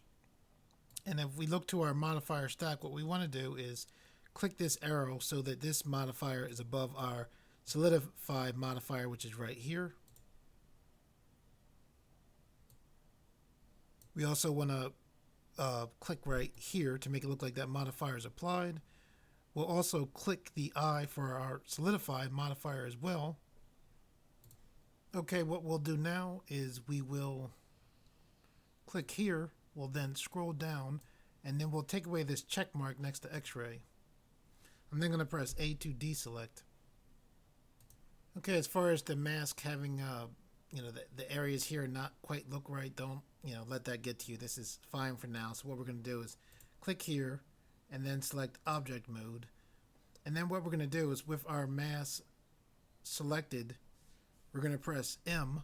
This brings up our move to layer, and then we're going to click here. Now what that did was that moved the mask from this layer, which you can currently see lit up, to this layer here. So if I hold down Shift and then I select here, you can see our mask pop up. As I'm still holding Shift, so I'm going to click here again, and now we just unhide that layer. So I'm also going to click here to turn off our snapping tool. Okay, after all of that, let's set up this character so that he's ready for sculpting. Okay, so let's select our main character mesh. So we're going to click here where it says cube and name this main character mesh, then press enter to lock that in. Okay, what we're going to do now is hold Shift and then click right here, and then click our mask and rename it mask, then press enter to lock that in. Okay, now we'll click here and then double click here and name this I.L, and then press enter to lock that in. Then I'm going to hold the middle mouse button, rotate the view, and then click right here, and then double click here and then name this I.R, and then press enter to lock that in. And now what we're going to do is we're going to click here, press and hold Shift, and then while holding Shift, press D, pull to the side a little bit. I'm going to then right click to get that to jump right back. I'm then going to hold Control and then hold the middle mouse button and pull back some. And then what I'm going to do is press M to bring up our move to layer, and then I'm going to click right here to move the duplicated mesh of our main character mesh to right here. Okay, we duplicated our main character mesh because if we have some type of issue, it's nice to have a backup. So what we're going to do now is hold down Shift and then click here to temporarily not have this layer show. Okay, now what we want to do is click on our main character mesh. We then want to click on our modifiers panel, which looks like a wrench. And then what we want to do is click apply on our modifiers so they're actually applied to the character mesh. So our mirror modifier makes things appear like there's an actual another side on here, but it's actual in a way it's virtual geometry. However, when I click apply, this mesh actually will have another side to it. So that's what I'm going to do now. So I'm just going to left click apply. I'm also going to apply this subdivision surface modifier by clicking apply as well. Okay, the reason why we applied those modifiers is that just makes things easier for us as we work in Sculpt. If we have some kind of issue where we needed those modifiers back, we have our duplicated mesh in this layer right here. Okay, now with our mesh selected, I'm going to hold Shift and the middle mouse button to pan up some. What we want to do is click here and then go to sculpt mode.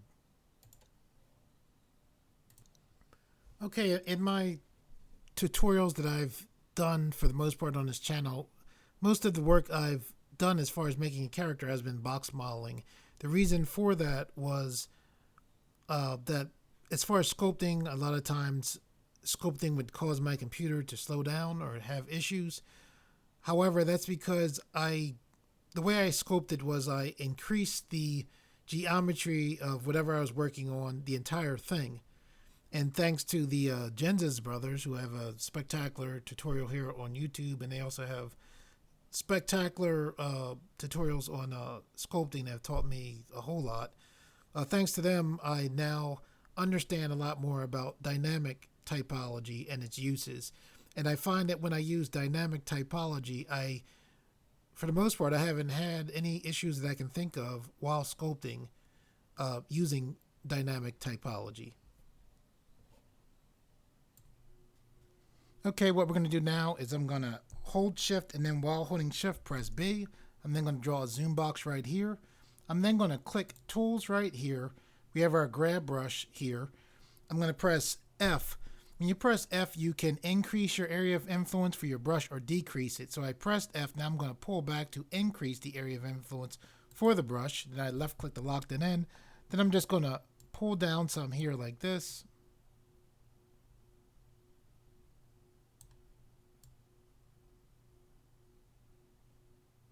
I like that. It's good. Okay, now I'm going to show you how to turn dynamic typology on. So you can see we're on this tool tab here. What you want to do then is scroll down. See where it says Dyne Topo. Looks like this is where you want to be. You want to click here. You then want to click enable, and this means, dynamic typology. You want to leave this setting here where it says subdivide, collapse. That's fine. For where it says relative detail, you want to click here and then change this to constant detail. Okay, as far as you being concerned about you having smooth shading, I recommend you actually leave smooth shading off. As we go through sculpting here, I'm going to hover my mouse here and then just pull to the side. See where it says detail size here? This is very important. This detail size is going to allow you to have a lot of control as you sculpt. Because dynamic typology, one of the things that it does, it basically gives you what you need as far as polygons, okay? When you're doing very big things like an entire body, as far as like sculpting and shaping a body, you would want this detail size to be like 30. Most of the time, for what we're going to be doing as far as shaping the body, or as we add muscles to this and details, we're probably going to be around 10. And this also works differently with different brushes, but for the most part, I find myself using 0.2, 10, and then if there's large areas like the body, using a detail size of 30. Hopefully you'll understand more as we go along. Okay, I'm just going to click here and scroll up. I'm going to click here so you can see the brushes. The main brushes that we're going to be using are the blob brush. We're going to use this to make most of our muscles. I like the blob brush because it allows me to put in details fairly quickly. Sometimes we'll use the clay brush. We'll tend to use the crease brush a lot. This snake hook brush is excellent for adding big detail, like if you want to actually pull geometry a decent amount, the snake hook is good for that. We'll also sometimes use this, the scope draw. This smooth right here, there's a function in Blender where pretty much whatever brush you're using, if you press shift, press and hold down shift, as long as you're holding down shift and dragging with your brush, Blender temporarily turns to the smooth brush to allow you to smooth. Very nice feature that Blender has that actually, because you tend to use smooth a lot. If you're trying to smooth something and you're having a hard time, you're struggling for smooth, then basically what you can do is you can go to here to where it says flatten, and this will tend to get the job done quicker if smooth doesn't seem to be working fast enough. The inflate brush is also used for adding fairly quick thickness. And again, yeah, hopefully you'll be able to see this as we move along in this tutorial. Okay, another thing to be aware of as you sculpt is when you sculpt, you have the ability typically with your brushes to add and to take away. By holding down the control key, instead of adding, Blender will do the reverse and take away. And again, as we go along, hopefully that'll make more sense to you. So I'm just going to click here right now to temporarily take away that brush tool. Okay, when I said temporarily take away, I meant temporarily take away the area where you could see all the different grab brushes. Anyway, I'm going to hold Shift and the middle mouse button to pan. I'm going to hold the middle mouse button to rotate the view. And we're on the grab brush now, right? I'm holding the middle mouse button to rotate the view again. I'm going to hold Shift, right? So I'm holding Shift right now. Now watch this. I'm currently holding Shift. Now when I left click, if you see, look at the grab brush, Blender is temporarily, when I left click, it's temporarily turning to smooth because I am currently holding down the Shift key. This is very useful. So I'm just clicking and letting go, just one click, just, you know, which is giving me a decent amount of control. I want to build this shoulder up some, so I'm going to click here. I'm then going to go to the inflate brush. Just build that up a little bit. Roll the mouse wheel to zoom back, hold the middle mouse button to rotate. I'm going to scroll down here. The way I put together videos is I take a bunch of different videos and I put them together to make up the whole video.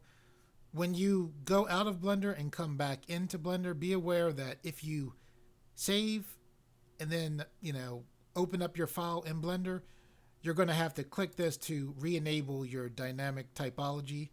However, that's no big deal because your settings will still be the same. You just have to, you know, remember that if you leave Blender and come back, you know, just click here to enable it, you know, while it's disabled.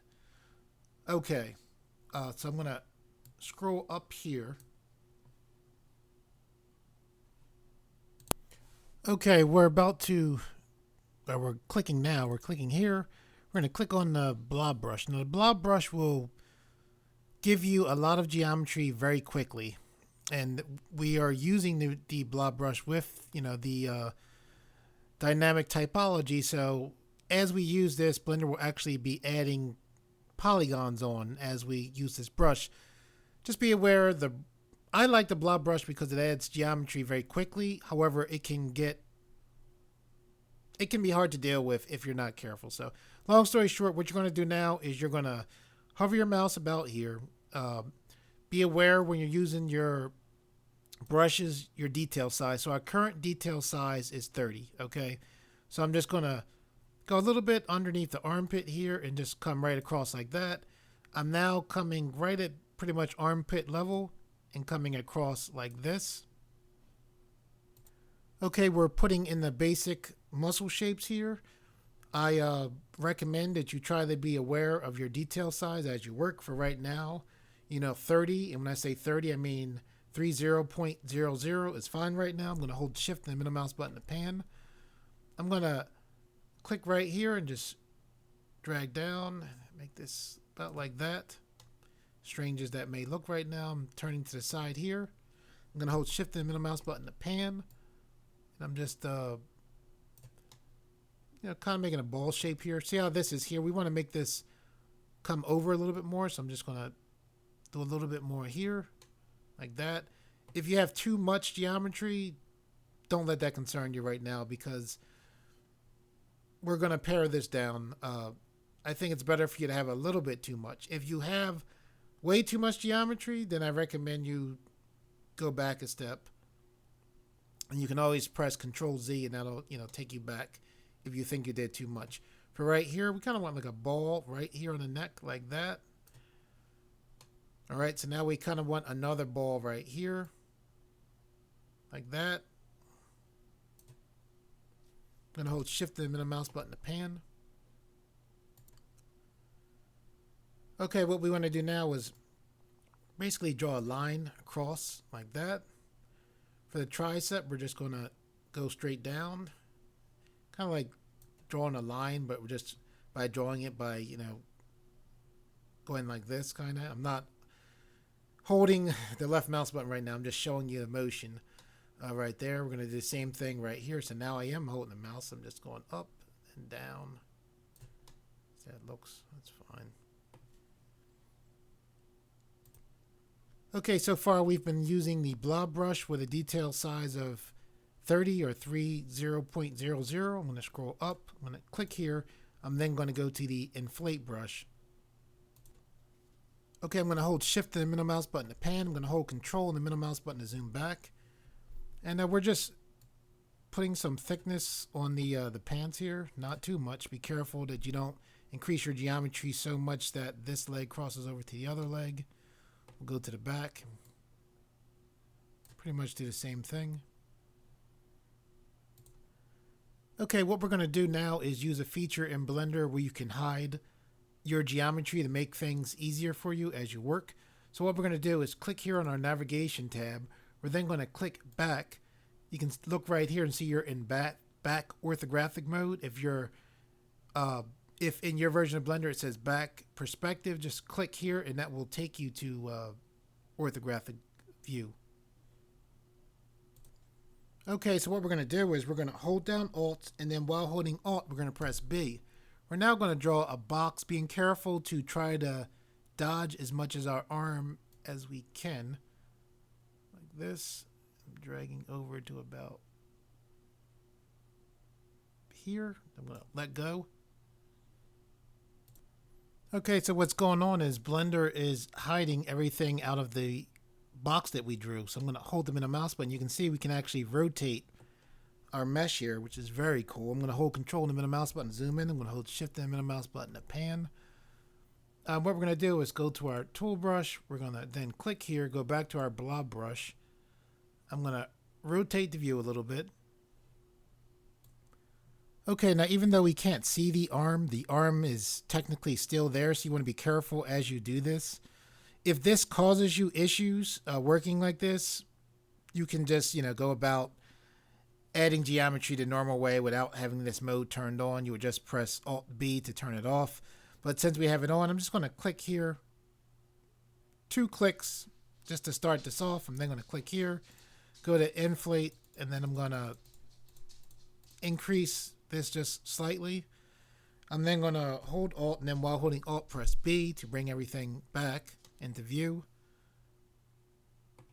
I'm then going to hold shift and the middle mouse button to pan. I'm going to hold control and the middle mouse button to zoom in. And I'm just going to inflate this area right here some.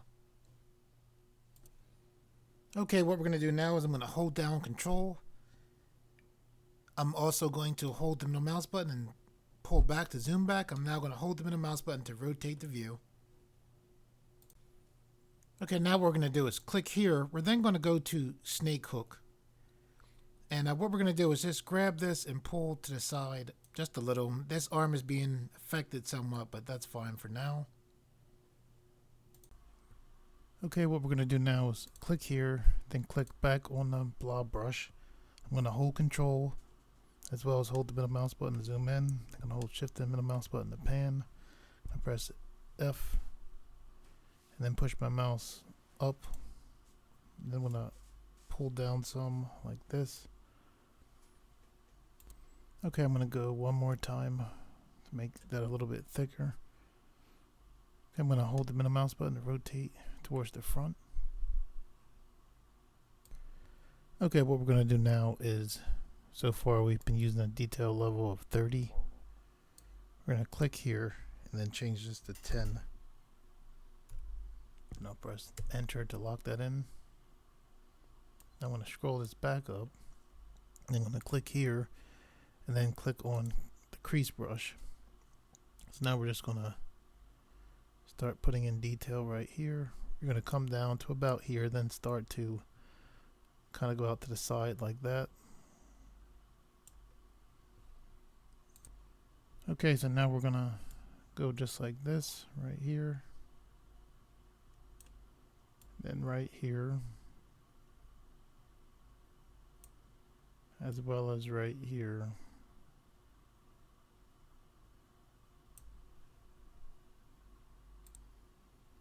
Okay, now we're going to put a center line down the middle. It's like this.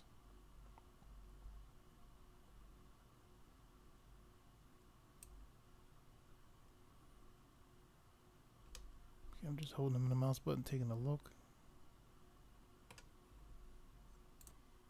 Okay, what we're going to do now is click here, click back on the blob brush. We're going to pull right from here to here like this. Then we're going to pull from here to here like this. Now what we're going to do is kind of grab here, fill in this area here, and kind of pull this to here like that.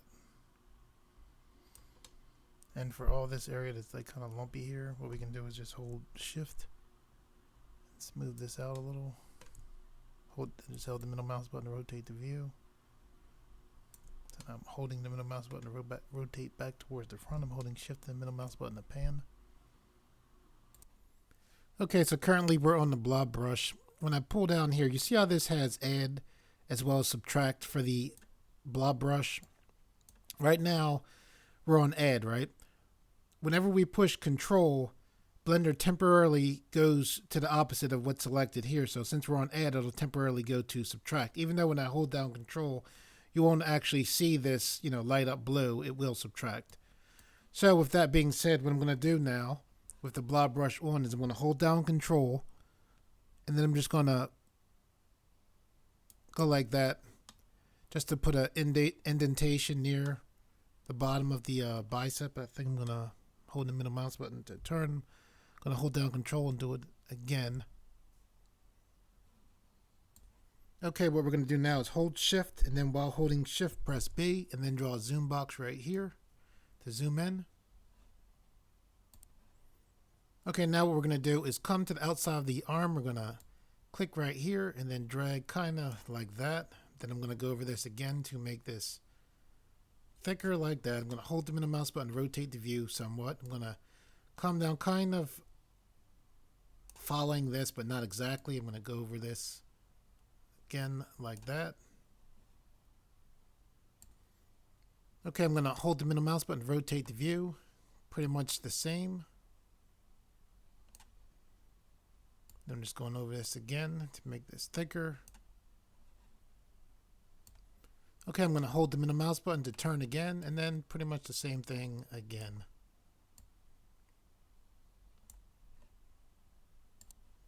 Okay, now I'm going to hold control as well as the middle mouse button to zoom back. I'm going to hold the middle mouse button to rotate the view. I'm holding shift and the middle mouse button to pan the view. Holding the middle mouse button to rotate the view.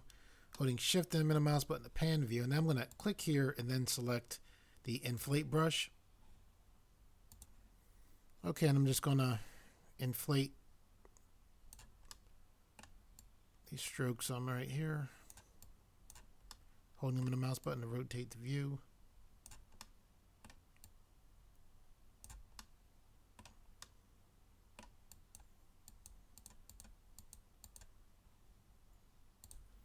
Okay, what we're going to do now is hold shift and the middle mouse button to pan the view. Then I'm going to click here, then click here to go back to the blob brush. I'm going to scroll down. I am then going to click here and change this detail size to 2 and then press enter to lock that in. Okay, we're going to hold shift and then while holding shift press B and then draw a zoom box right here. When you're dealing with detail levels, when you go down to objects that are fairly small like fingers, it's probably a good idea to kick your detail size up. However, when you go back to larger things that you want to work with, it's also a good idea to raise that detail level, because what this detail size is going to do is it's going to make a lot of polygons wherever we work with as far as our brushes, which is good because we want, some detail when dealing with this hand.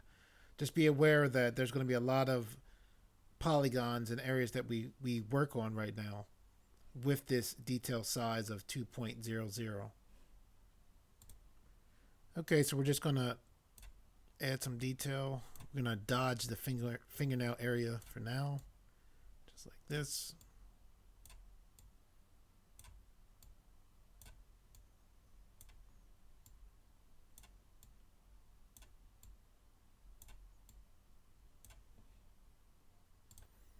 Whenever I'm adding detail in like this, I go back and forth between whether I should do kind of like a stripe thing, or like that, or whether I should go like that.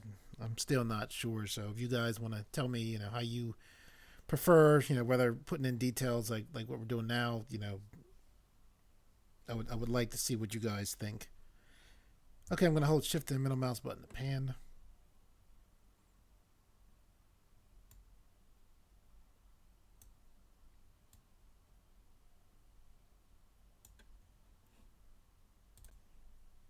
Okay, I'm gonna hold Shift and middle mouse button to pan again. Now we're gonna just put a definitely, I'd say, circular right here. Where, this is for the fingernails.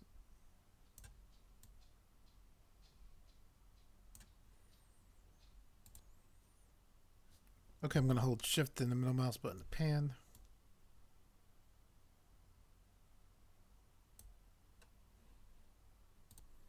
Okay, what we're going to do now is scroll up. We're then going to click here. We're then going to go to this flatten brush. And then what we're going to do is press a F to increase our area of influence. I just pressed F and then I pulled some to increase the area of influence. We're then just going to left click. So I'm not even dragging. I'm just left clicking over and over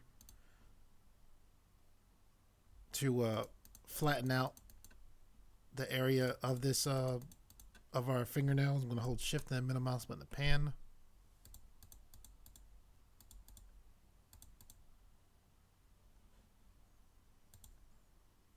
Okay, now we're going to click here and then go to the crease brush. I'm then going to hold Shift, and while holding Shift, press B. Then draw a zoom box to zoom in.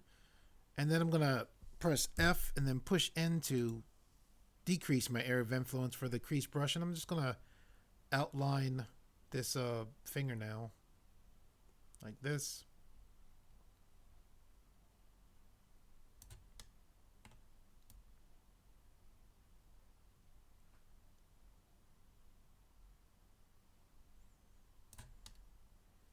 And with this, we want to make this sharper. With the crease brush, if you hold down Control and then go on the edge, you'll find that you tend to make edges sharper. So I'm holding Control, and because I'm holding Control, because I let go of Control now, when you do the crease brush, normally when you go to a brush, it's this setting is set to add. For the crease brush, it's actually set for subtract, because you normally want to make creases here. So for the crease brush, when I'm doing this right now and I'm holding Control, just be aware the crease brush is going from its normal setting of subtract, it's adding instead, and by it adding, it being the crease brush, that's how we're getting this sharper edge right here. Okay, I'm holding Shift and middle mouse button to rotate the view. I'm not holding Control, so I am doing the crease as normal subtract, and it being the crease brush is allowing me to put this detail in around the nail right here.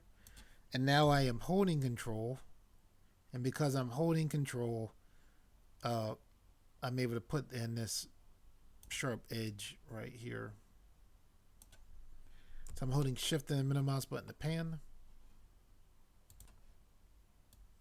Okay, so I'm not holding Control, and I'm just putting this detail around the nail, the edge of the nail. We're still using a detail size of 2. I'm holding Control.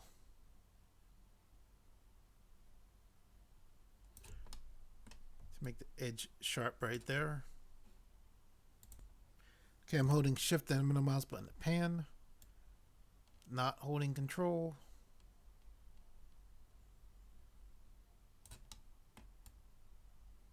And just adding detail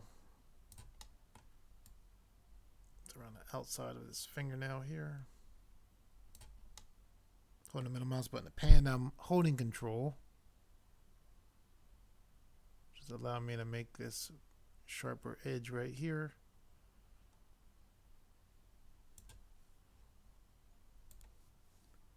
Okay, I'm holding control in the middle mouse button to zoom back. I'm holding shift and middle mouse button to pan the view. Holding shift and middle mouse button to pan the view again. Still holding shift. Holding the middle mouse button to pan the view. Holding the middle mouse button to rotate. Holding shift and middle mouse button to pan the view. Holding control and the middle mouse button to zoom in.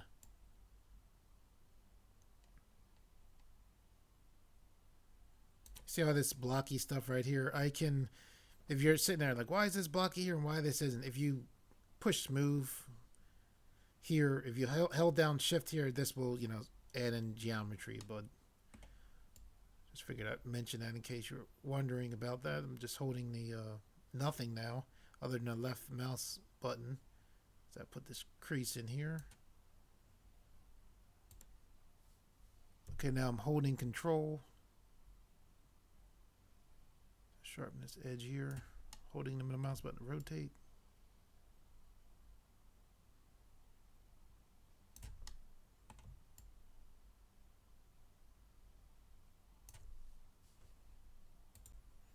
Okay, now I'm going to click here and then go to the draw brush.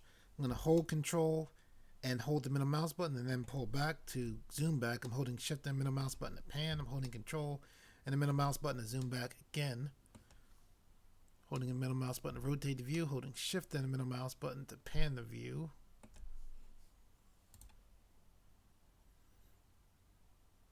Okay, so what I'm going to do now is just click here. Drag right from the thumbnail over like that. Right from the top of the thumbnail here. Back like that. I'll go over it again.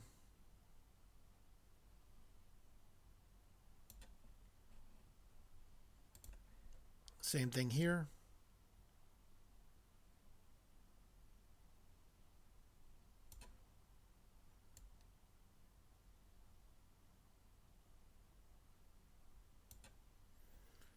If anybody's wondering, I'm using a mouse. I'm not using a Wacom pad. I have a Wacom pen sitting right to my side.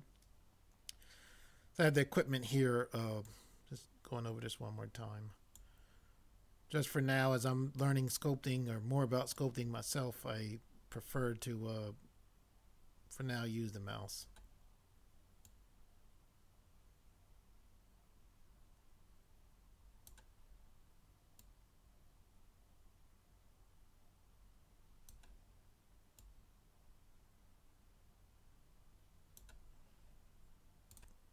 Okay, so what we're going to do now is go to our navigation tab and then select back to go to the back view.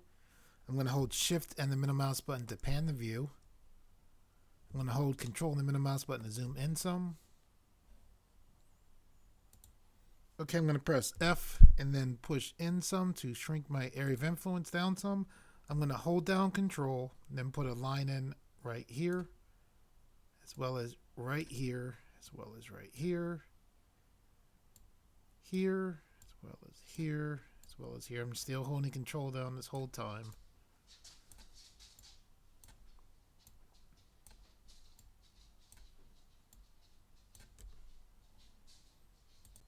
Okay, I'm going to hold down control, then hold the middle mouse button, zoom back some. Then I'm going to hold control. Holding control here as well. Okay, now I'm holding control again and I'm putting a line right here.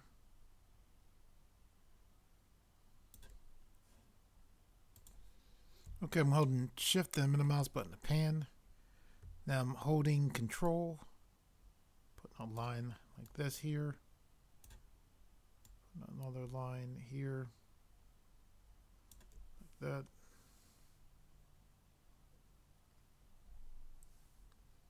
I'm going to hold down control and then put a line here like that. Okay, what we're going to do now is click here to go back to the front view. I'm then going to hold control, then hold the middle mouse button to zoom back some. I'm going to hold shift and the middle mouse button to pan the view. Okay, we're going to click back on our tool button. We're going to scroll down. We're going to click here, take this detail value back up to 10, then press enter to lock that in. I'm going to scroll up, click here, change this back to the blob brush. I'm going to hold the middle mouse button to rotate the view some. I'm going to hold control and then draw a line like this, holding the middle mouse button to rotate the view, holding control again to go like this, holding control again to go like that, holding the middle mouse button to rotate the view, holding control again to go like that, holding the middle mouse button to rotate the view again, holding control again to come up like this, holding the middle mouse button to rotate the view, holding control to go like that, holding the middle mouse button to rotate the view.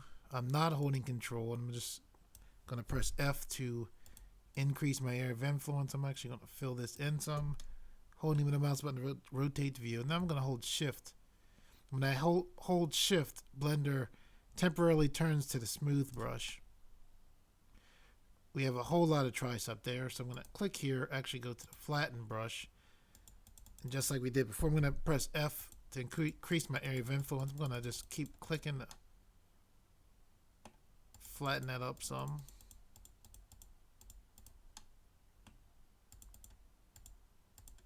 I'm going to hold shift to smooth that out some. I'm going to hold shift and the middle mouse button to pan. I'm going to hold control and the middle mouse button to zoom in. I'm going to hold shift to smooth this out some. Now click here, go to the blob brush, press F to decrease my area of influence. I'm going to put that there. I'm going to press F to decrease the area of influence. Okay, now I'm going to hold down control, come up like this, come over like that, holding control here like this,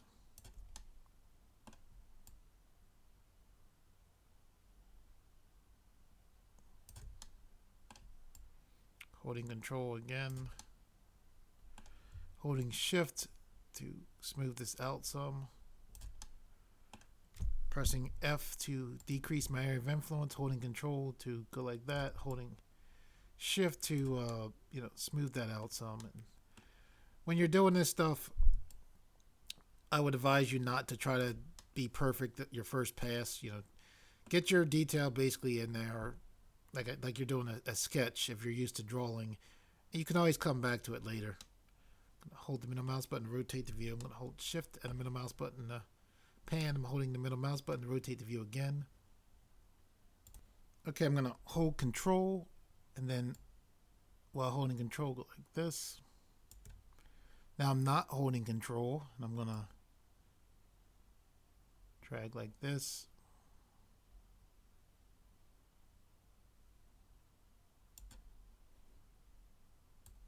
You don't have to be too concerned about the detail level that we're doing around the neck because our Ninja Mask is going to cover a lot of this up. So I'm just going right here.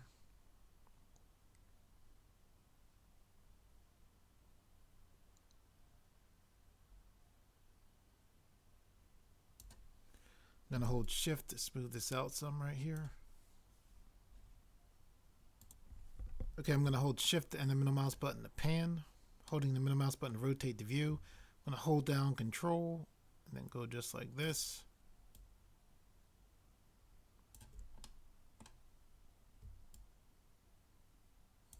I'm going to hold shift to smooth this out some right here. I guess this here a little bit. Holding control here. Holding control of the middle mouse button to zoom back. Holding shift and the middle mouse button to pan the view. Okay, I'm going to hold shift and the middle mouse button to pan the view. I'm going to press F to increase my area of influence. I pressed F then pulled. I'm going to hold shift and smooth this out right here. Holding the middle mouse button to rotate the view. The reason why I'm smoothing this out is because we're about to start doing some work on our pants. I'm holding the middle mouse button to rotate the view. You might say, why did you put that detail in there if you're just going to take it away? Because you can see, the reason I would say that is because you can see, I think things tend to work better when you kind of work through. So you put the detail there, it sets up things in a way that I think makes things look visually better. And then it's fairly easy to hold shift and then, smooth this out. Okay, what we want to do now is make there be a clear differentiation between our pants and our upper body. So we're going to click here, then we're going to select F mask, and then we're going to press F to decrease our area of influence, like that. Okay, so what we're going to do is we're going to draw a line like this.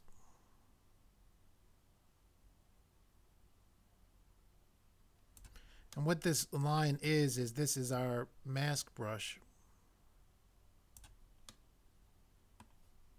I'm holding shift and the middle mouse button to pan the view.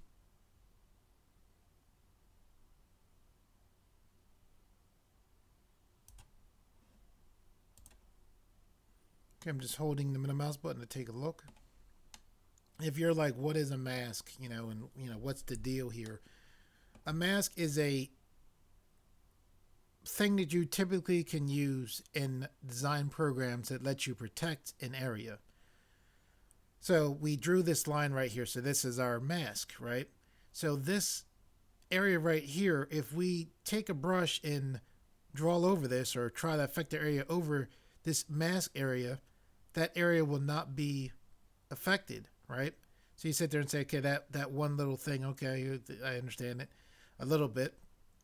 The way I heard mask described in a way that I liked how it was described was, imagine a mask as being like a mask on like a hockey player.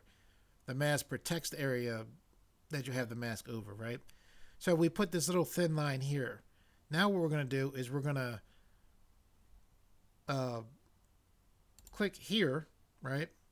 Where we have all these different mask options. Then we're going to select invert mask. So now, instead of this area being protected, because the black shows you where the mask is at, now we did that little bit of work. Now we have our entire, mesh protected except for this, which is what we want. Okay, the reason why we want it to do that, is we can now click here, then go to our blob brush. I'm going to press F, then pull back some, and then we'll just, draw the blob brush over this very slim area that we can affect. And that allows us to have a nice area where you can show the difference between where our pants are at, as far as our, as far as our pants like come into the area of our upper body. So now with this blob brush, having increased this area of influence right here, we'll just click here and then go to clear mask and then select clear mask. Okay, now I'm going to hold control and hold the middle mouse button to zoom in. Now I'm going to hold shift. When I hold shift, Blender temporarily changes to our smooth brush. I'm holding shift, even though you see, or you did see before I started clicking here, you saw the blob brush. So I'm smoothing this out because I don't want there to look like, there's just a belt there. I want things to look like the pants are actually here, So I'm holding the middle mouse button to rotate the view. Holding the middle mouse button to rotate the view again, holding shift again.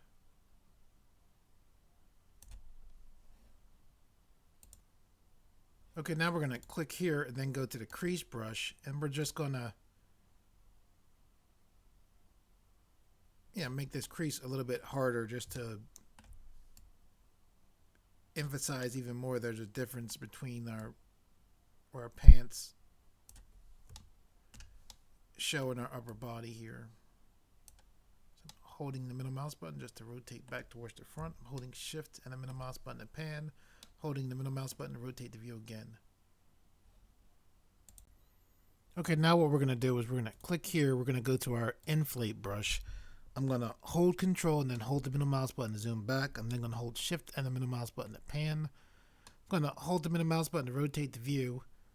And I'm using the crease brush here to put some volume here because we want the pants to look like they're not, super tight with the body.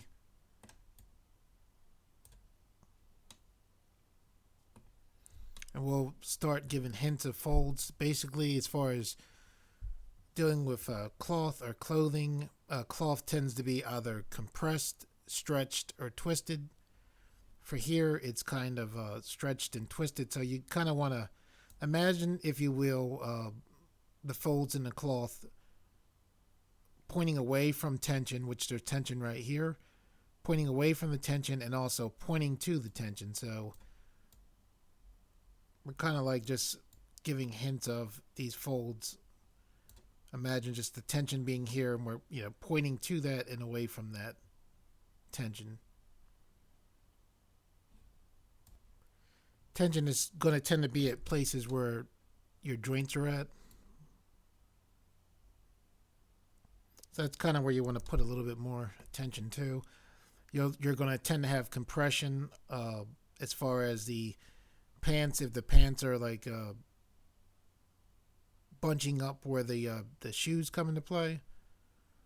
So when you're dealing with like compression near the where cloth is pushing into something else, a lot of times it's good to kind of make a S shape. And this is a very general shape we're doing here, if you can even call it that, because we're using the inflate brush. We kind of like just want to give hints of the cloth right now. Holding the middle mouse button to rotate the view. I'm holding shift and middle mouse button to pan the view. Okay, now what we're going to do is click here and then go to our draw brush. I'm going to press F to shrink our area of influence. I'm going to hold the middle mouse button to rotate the view, and we're going to do kind of like how we did before. We're just drawing away from the tension, holding the middle mouse button to rotate the view. Like that. Okay, now we're going to hold control as well as hold the middle mouse button to zoom in. Then we're going to hold control, and I'm just emphasizing by holding control these folds that we put in. Holding the mouse button to rotate the view. Holding shift and middle mouse button to pan the view. So now I'm just coming up this way somewhat. Now I'm going to hold control. Come up this way, do the same thing. Come like under here. Okay, now I'm going to go to the navigation button, and then I'm going to select back. I'm then going to go to the tool button. We're still on the sculpt draw brush. We're also on a detail level of, or detail size of 10. So we're going to kind of do like the same thing here, not totally, because of the way the muscles are shaped right here, but we definitely want to, come down. Maybe not definitely, what I think. I'm still learning myself. I'm going to press F and emphasize these lines some here. I'm going to hold down control and, it's almost like you're giving shadow to the lines you put in. I'm holding shift and middle mouse button to pan the view. Okay, right behind the knees there should be, I would think, some tension or compression tension, I should say. So what we're going to do is when you're dealing with compression, tension, as far as I know anyway, you want to kind of draw like an S shape. Now when I say S, there's the S, right? But then you want to kind of like drag on with that. And then you want to come to, like, here's the original S shape. Then you want to kind of like drag off of these different pieces of the S shape. Like that. Then we can do just like we did before. We hold control and kind of like emphasize. I'm holding the middle mouse button. The shadows in there, or where shadows would fall. So that's what I'm doing now. And then we can drag and pull this geometry as well to adjust it even more so. And we also can, I'm going to press F To increase the area of influence, I pressed F then pull. We can also hold shift, and then we're able to lighten up the wrinkles that we have. So sculpt mode is excellent for dealing with clothes, particularly dealing with things like putting folds in clothes. Okay, so what we're going to do now is hold shift and the middle mouse button to pan down. We're going to kind of do the compression S shape down here. So I'm going to press F, push this in some.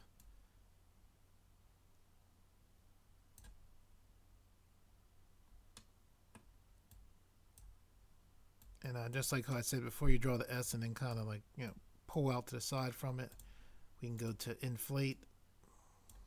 Press F to increase the size of the brush.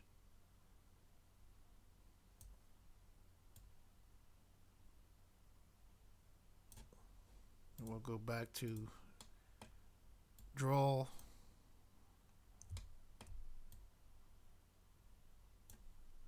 And hold control.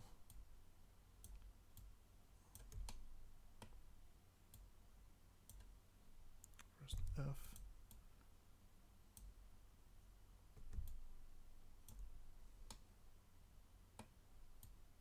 Make these a little bit longer.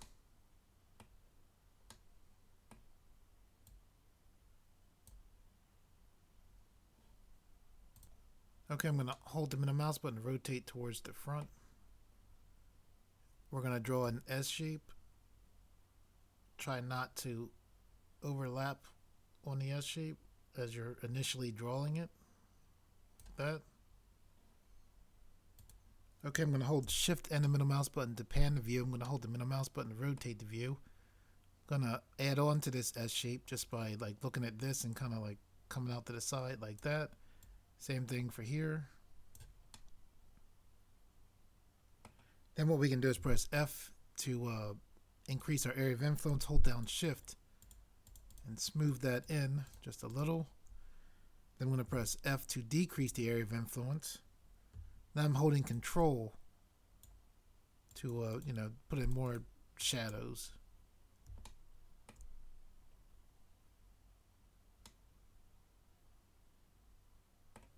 Holding the middle mouse button just to rotate the view to take a look. Holding shift and middle mouse button to pan. Okay, what we're going to do now is hold shift and the middle mouse button to pan down. We're then going to hold shift and we're going to click on this layer right here so we can see our ninja mask again. Okay, now I'm going to click here and then go to object mode. Okay, now I'm going to press A to deselect. Okay, if you look here, you can see how many faces as well as triangles I'm using. So I'm up to 1,309,814 triangles. So my computer is now starting to struggle some. So what I'm going to do to select this mask is I'm actually going to click here. So I'm just selecting the layer of the mask. Then I'm going to click the mask. And then with the mask clicked, now I'm going to hold shift and then I'm going to click this layer, which our main mesh is on that we've been working on all this time, or most of the time anyway. Okay, so with this mask selected, I'm going to hold the middle mouse button to rotate the view. And we're in object mode. I'm just going to press S to scale this mask up. Then I'm going to hold the middle mouse button to rotate the view. And by doing that, we can see that the mask is now, before there was, pieces of our mesh that were showing through the mask. Just by scaling it up, we were able to deal with a lot of those intersecting pieces from this mesh that were coming through the ninja mask. Okay, now with the ninja mask selected, I'm going to click here and then go to edit mode. I'm then going to click here and then scroll down. I'm going to click X-ray so that I can see the mesh of the ninja mask through the mesh of our main body here. I'm then going to press O to turn on the proportional editing tool. Then I'm going to press C to paint select. And then I'm just going to paint this whole, not whole, these vertices right here, like that. I'm then going to right click to get out of paint select. Okay, now I'm going to unclick X-ray because I know that I have those vertices selected there, right? So I'm holding the middle mouse button to rotate the view. So now I'm going to press G and then just pull those out. Then I'm going to rotate, I'm going to roll my mouse wheel to influence other pieces of the Ninja mask.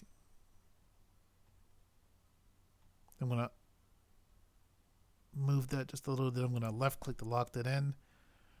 Rotate the view to take a look. I'm going to press or click right here.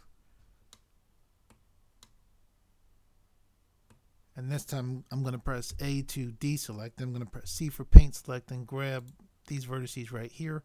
Then I'm going to right click to get out of paint select. Okay, I'm going to press and hold shift, then press B to draw a zoom box. I'm going to unclick this X-ray right here. I'm going to press G and then decrease the area of influence. I'm going to pull up something like that. I'm going to click this X-ray box again.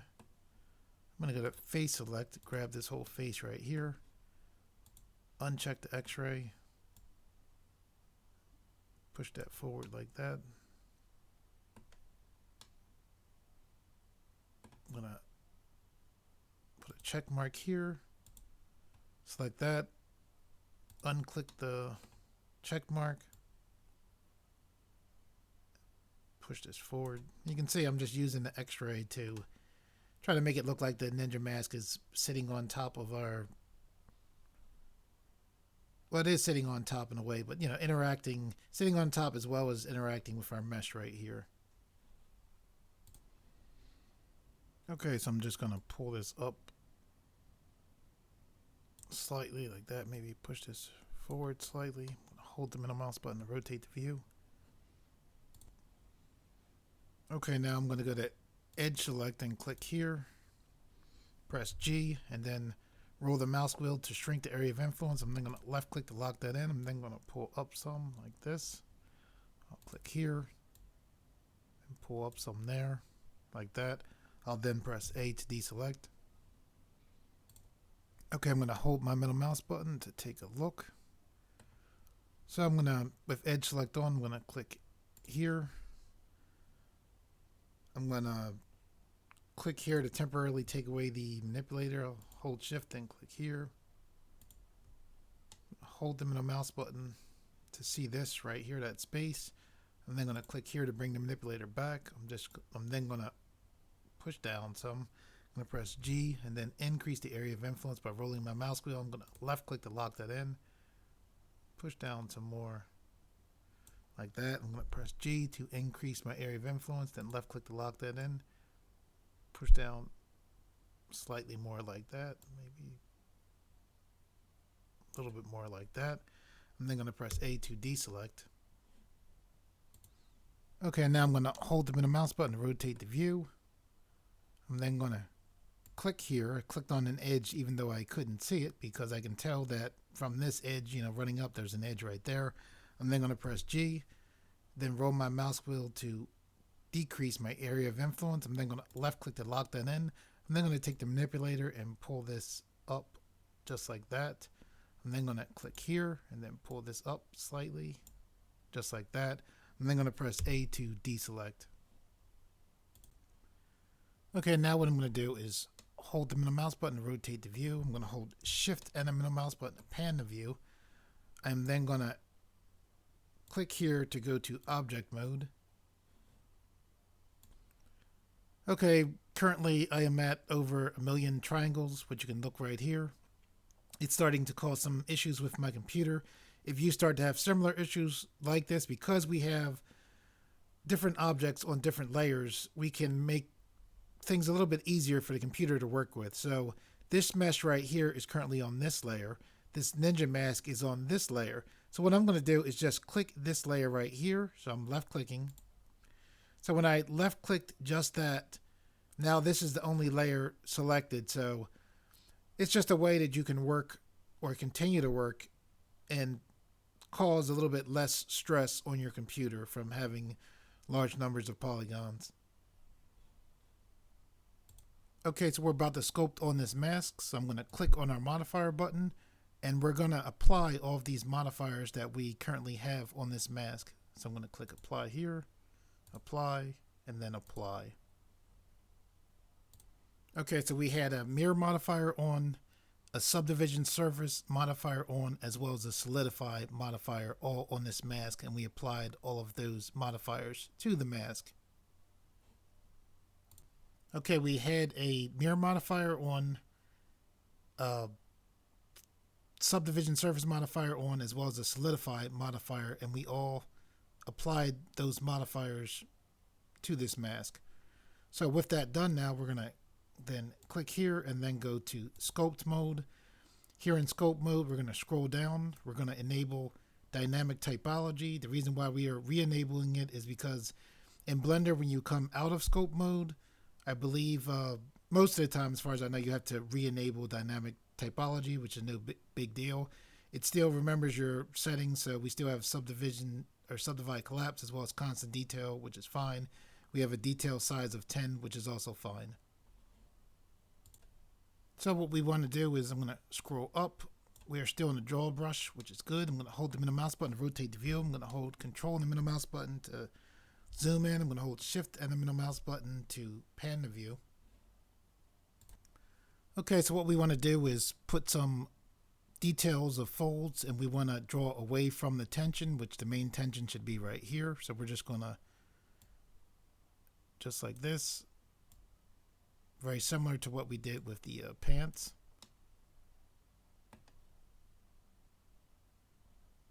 And then we're going to hold shift to blend that in some.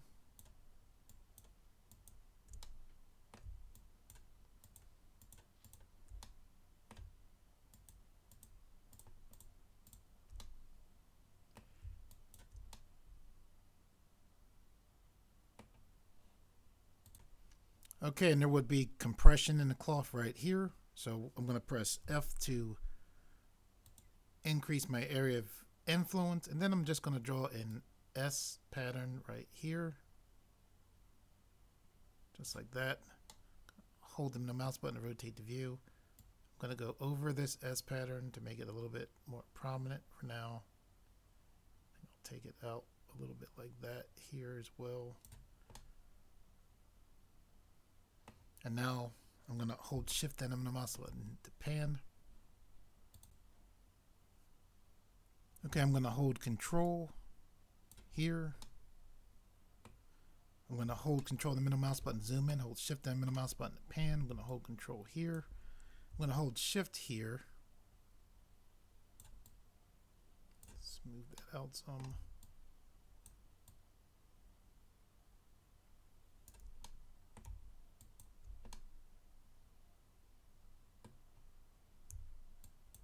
Move this a little bit some here.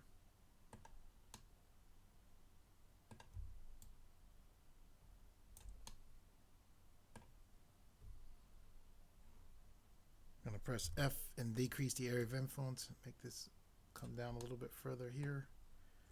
Hold shift to smooth that out some.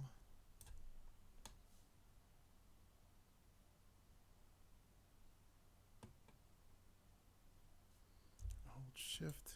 Move this out some here.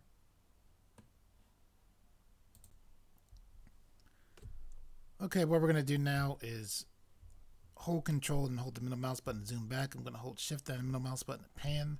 I'm then going to hold shift so we can see the layer that has our main mesh on. I'm then going to still keep holding shift and then click here so we can see the layer that has our eyes on. Okay, I'm going to hold control and hold the middle mouse button to zoom back some. I'm going to hold shift and the middle mouse button to pan some. I'm going to hold the middle mouse button to rotate the view some. Okay, and as far as more work on this, you can add more detail. The forearms, the shoulders. You can put the 3 heads in for the deltoids. You can smooth out this detail in the hands, as well as giving more of a circular shape to the chest. I am going to end the tutorial here. This tutorial has helped me to see some of the limits of sculpting as far as my computer. Hopefully I'll be getting a computer, God willing, a new computer, God willing, sometime in the future that will, work with me more as far as sculpting and working with sculpting detail. For all of you guys out there who like the videos on this channel and reshare them, thank you very much. I really appreciate it. And to those of you who are new to this channel, if you like the videos on this channel and you would like to see more, please subscribe, and thank you for viewing.